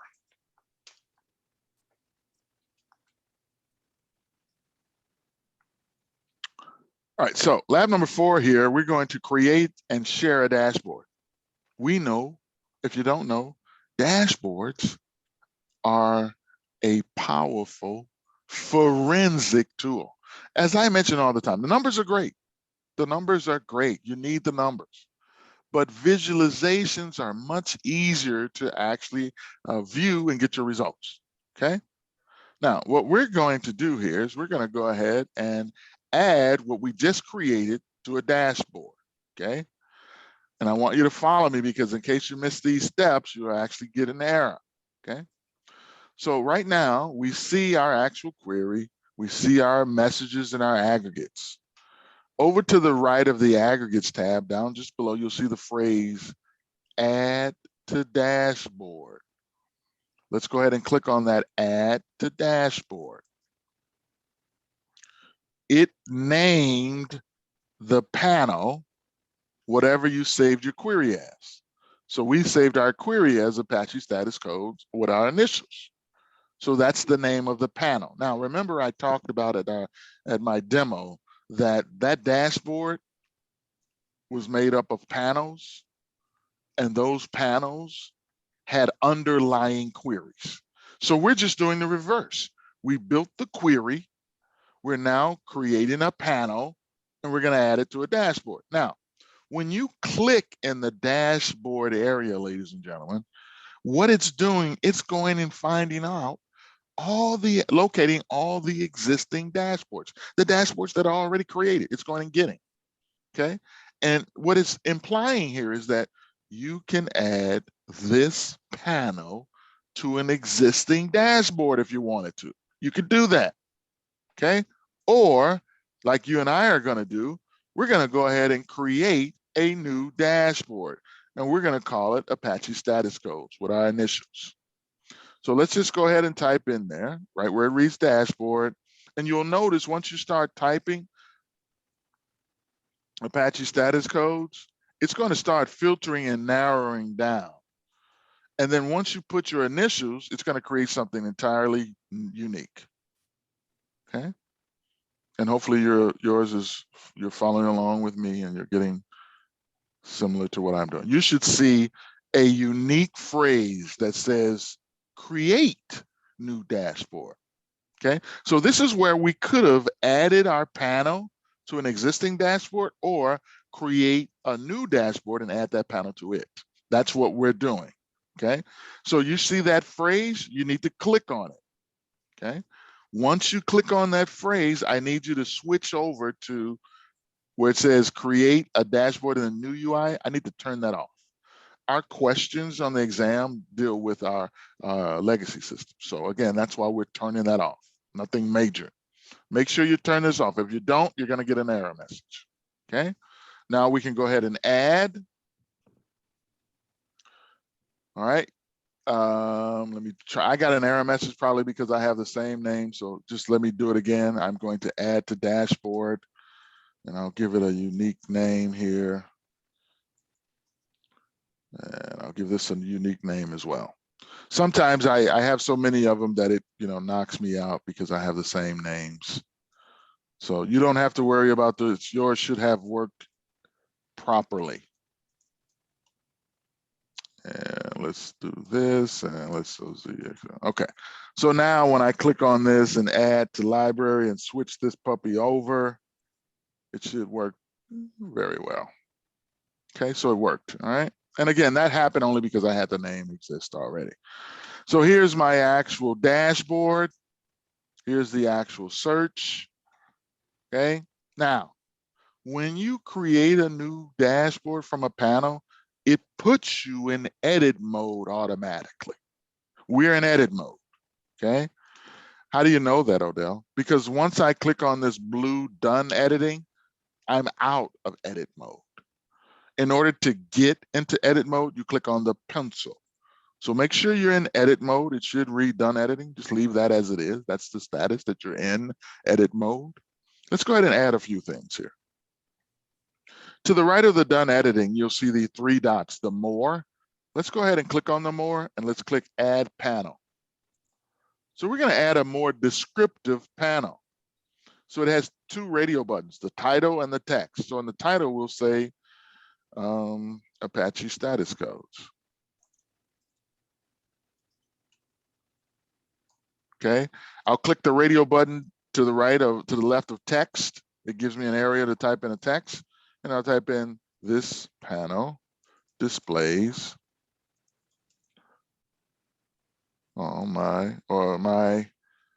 displays Apache statuses. Okay, whatever you want to put there. Okay, and then submit.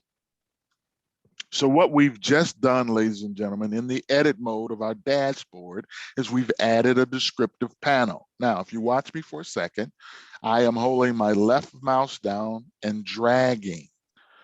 I'm holding my left mouse down and dragging. I'm going to the corner of my actual panel and resizing. Okay, so those are just some of the features you can incorporate with your dashboards. One other thing I want to demonstrate here is going back to the three dots, clicking on the three dots, you can toggle the theme.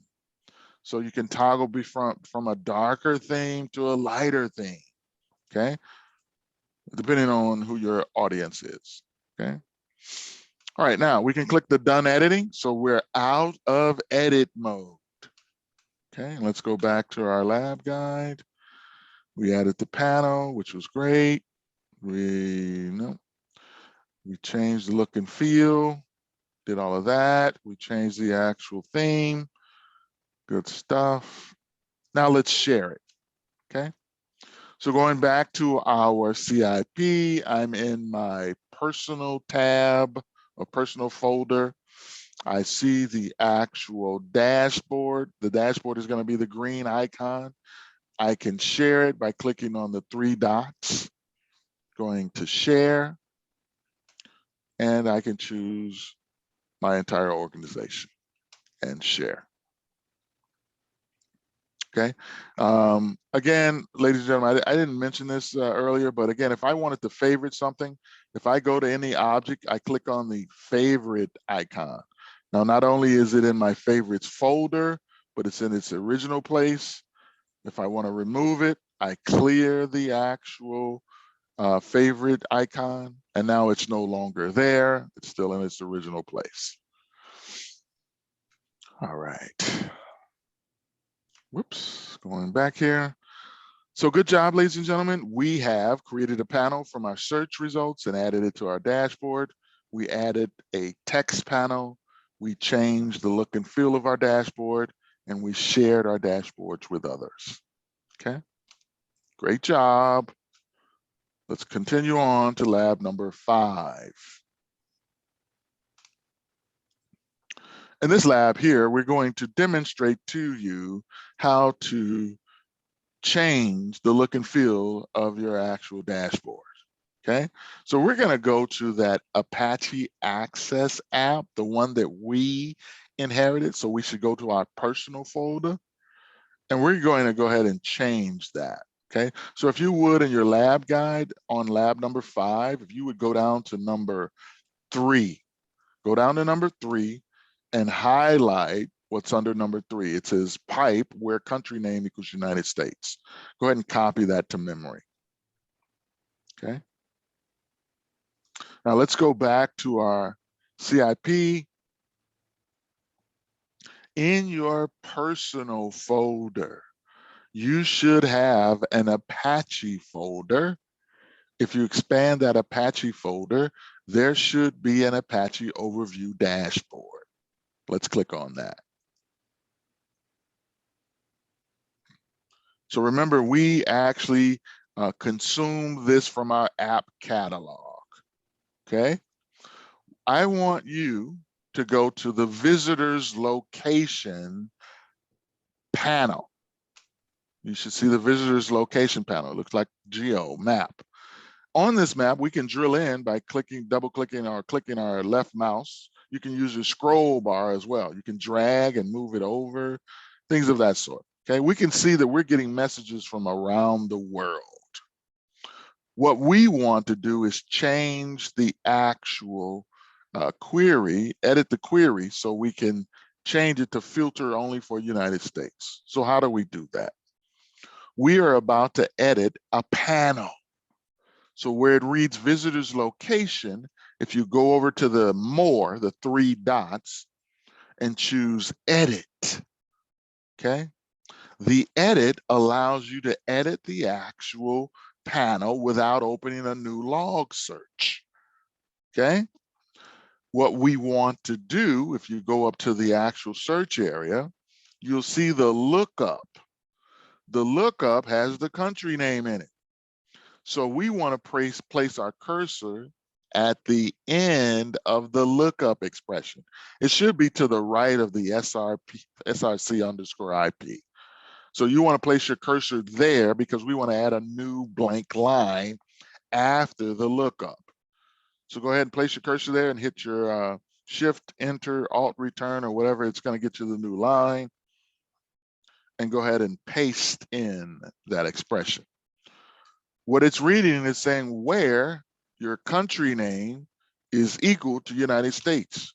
Again, we're placing this where after the lookup because that's where that new field is existing, okay?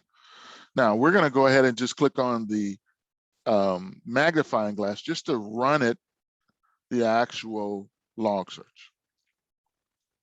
We see it works because in our visualization, it actually doesn't have all of the actual messages around the world. It only has United States, and I can drill into that and see only the United States. The last thing we want to do here is click on the blue phrase above the magnifying glass, update dashboard. Okay. Let's see, David, I must have goofed on a previous stage. The dashboard is unpopulated with data results. Yeah, what you probably did with that is you didn't put in the web server underscore, let me see here. Yeah. See if it shows. Yeah, it won't show it. Yeah, so you probably have to add that again, add catalog, Apache. And what we did when we added that, just to kind of point to those that messed this up or missed this, we changed the source category to custom data filter. And here we put in, I think it was web server something other, another. I'll have to look it up. Web server underscore something there, I forgot. But anyhow, that's probably where you went astray. I'm digressing, ladies and gentlemen. I'm getting back to where we should be. One of the students had an issue, so I just digressed for a moment. So what we had just done was we looked at our Apache overview, and we noticed that we're no longer getting messages from all over the world. We're just getting them from the United States. That was to demonstrate how you can edit your panels without opening up a log search. Okay, now let's go back. Did all of that, awesome. Added all that. All right.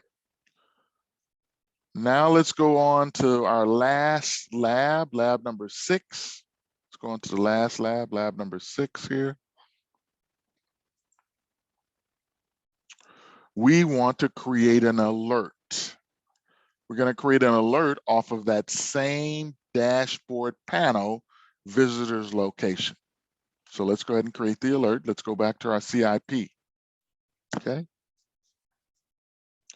In order to create an alert, we need to be in the actual log search, or the object has to exist already. So we're in our Apache overview still. You're in that dashboard. Let's click on the 3 dots to the right of visitors location again. Let's click on the 3 dots. This time we're going to use the phrase open in the search. We want to create an alert off of this search. In order to do that, in the search area, you can either go to the Save As icon or the 3 dots and choose Save As. Once you choose Save As, you'll see down in the bottom of the Save As, there's Schedule this search. Let's go ahead and click on that Schedule this search. Right now, by default, it's never going to run. Okay. We can click the drop down arrow to the right and choose every 15 minutes or any time frame. We'll just use every 15 minutes for this example. Once we make a run frequency, we now have other options available to us. So we can choose the time range, because right now it's at 1 minute. We can say for the last 60 minutes.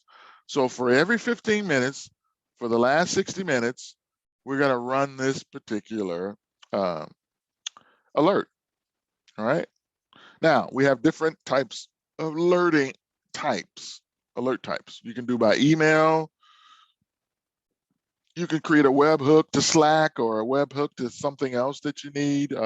We have ServiceNow, so we have tons of alerting mechanisms. Okay, we'll leave it as email for now. I'll put in a recipient.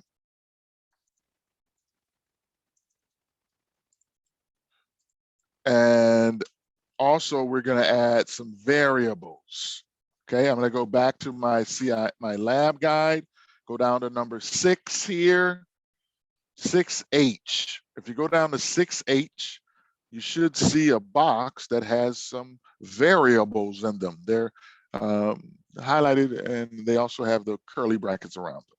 So go ahead and copy that. Search name, fire time, and num raw results. Copy those variables. Go back to the CIP. Let's see, I fat fingered that. And where you want to go to is where it reads search results. If you notice, if you hover over or click on the search results, it has a flyout window that sort of tells you what's going to happen. I'm highlighting what's in the email subject and pasting in my search name, fire time, and num results, which I can find out. I get the number of raw messages, I get the name of the search, and the time range. Okay. You're not done here. You want to scroll down and you want to turn on this gear where it says CSV. So we also want to see our results in CSV. So going back to what we did, we set up the run frequency. We set up the time range. We selected email as our alerting type.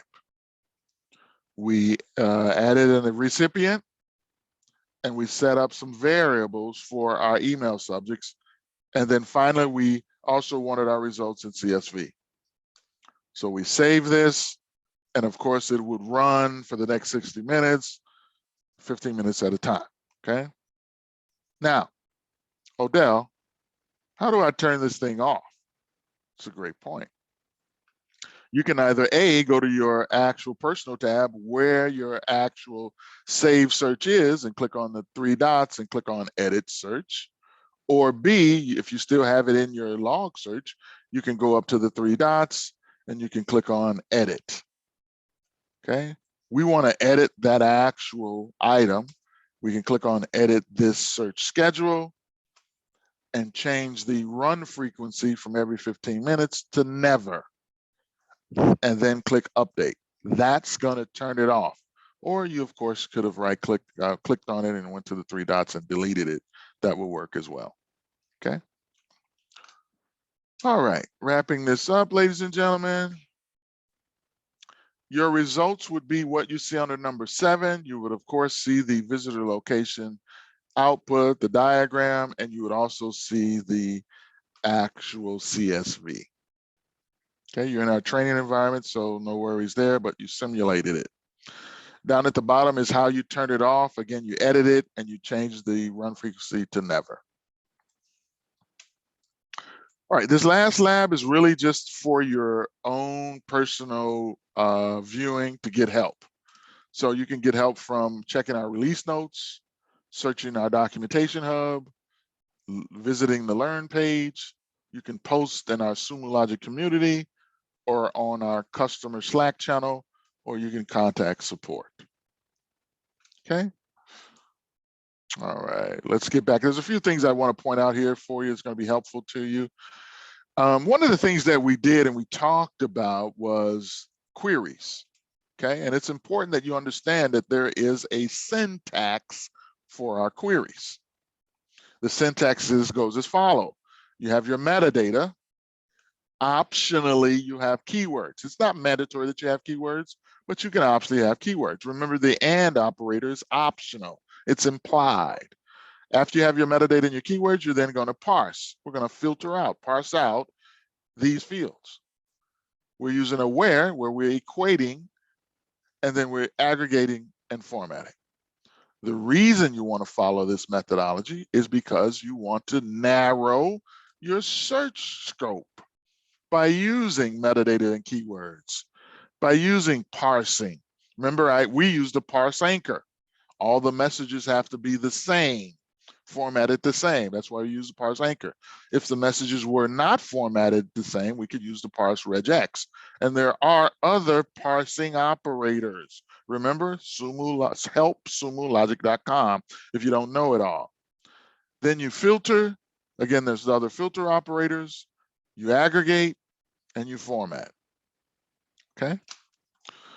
All right. Now, I briefly went into the log reduce during my demo. That log reduce allowed us to identify patterns, anomalies. Okay. The log compare is an advanced analytic as well.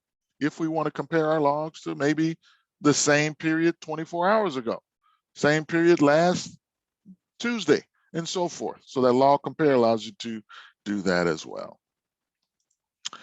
Live tail, the live tail is a search that's typically done by the administrator. It's displaying the messages as they're being ingested into Sumo Logic. This is typically done by an admin. We also have a governor set on there. Only 10 concurrent live tails can be run at a time. Okay. Again, this is something you learn about in the administration course, but be aware that you can do a live tail as well. All right, I think that's about it. Are there any questions? All right, since there aren't any questions, you now have the ability to take the assessment. Okay. Oh, very good question, Julius. Man, I'm so glad you're here. Julius asks, can we use the training environment anytime? All right, the answer to that question is yes, and I'm glad he brought that up. The user ID and credentials that you have are going to be available to use our training environment until the first Monday of the next month. We change the password the first Monday of each month. Okay. So good question. Thank you for asking. Yes, you do have the ability to use this training environment until the first Monday of next month. So you're good to go. Good question. All right, now it's time for the exam. There's 30 questions. I'll be here for the entire 60 minutes. You need 75 to pass. It's open resources, ladies and gentlemen. Open slides, open labs, open documentation. I demonstrated to you where you get the slides, where you get the labs at. Open resources, okay? Let me demonstrate how you're gonna take the test.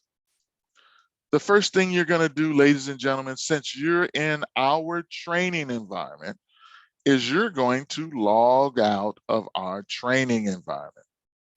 Again, we don't want your certificate of completion to read training analyst, whatever number. How do I log out, Odell? I forgot. Make sure your navigation panel is visible. Go down to the main menu and click on your login credentials and sign out. Okay. Then you're going to go ahead and log into your company's Sumo Logic environment using your credentials. Okay. So again, you're going to log in. I'm simulating what you're going to do, ladies and gentlemen. You're going to log into your company's Sumo Logic environment. Once you log in as yourself, you'll go ahead and click on the, let me close all of these tabs here. You go ahead and click on the home tab, this certification link. Once you click on the home tab certification link, you then click on the get certified. That's again going to launch our skill job app. I brought you over here before, but this time we're going over here for a purpose, and that purpose is to take the actual certification. So you'll come over here to the Skill Jar app. Then you'll click on the discipline or the actual course that we're using. In this course, it's the fundamentals. And it's taking longer than I expected. Make sure. All right, there, let's get it in there. Hopefully they're not doing anything to this environment. All right, there it is. So again, here it is. You would come in here after you click on Get Certified. Then you would click on the word for the block that reads Get Certified. Click on that. Okay, and we've just completed this fundamentals session. You'd click on that. You'd register for free. It's as simple as a clicking. And again, I want to take you through this because there's a method to this. So once you click on that register for free,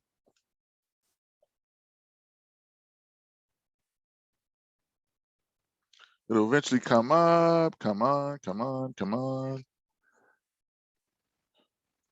I want to take you through this because there's something I want to click on. Come on, let me go back. They may be messing around with this stuff, so let me go back in here.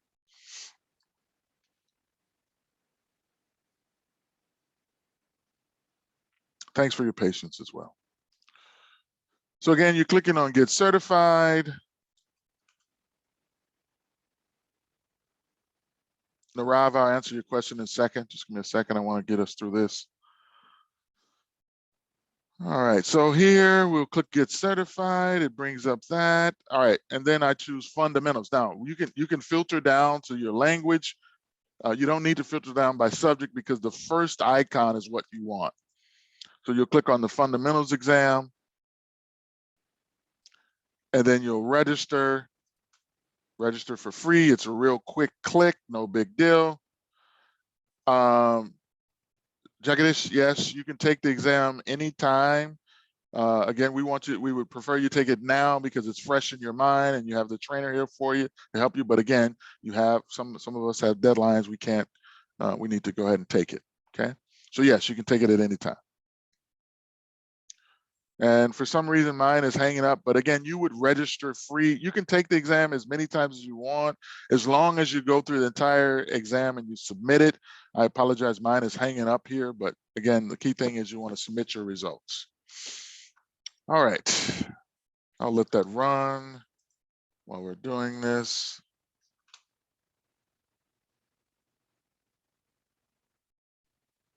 And here is the exam. So again, I could click Start.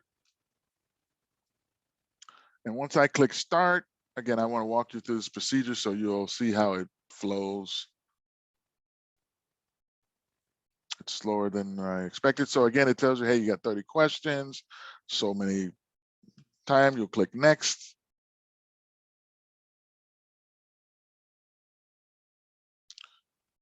And it may be just running a little slow today, so I apologize for that. But again, you're going to go ahead and begin the exam and start the assessment. I want to go through this. Okay, true or false? When you search your logs, you can use wildcards in your keywords as well as metadata tags. That's true. We saw wildcards and you also saw your actual keywords. All right, so you're going to go through it. Now we have 1,000 questions in our actual exam bank. So you may or may not get this question, but if you do, this one here, I marked true. You would go through all questions, click Next. I got that one right. So again, you got one right if you follow that example. But here's what I wanted to point out. You want to submit, after you're done, you want to submit your answers. And before you submit, you'll see the ones you got wrong. It won't give you the answer, but it'll let you know you got it wrong. So you have a mental note. Then you submit. Then you can retake it if you wanted to, okay? All right.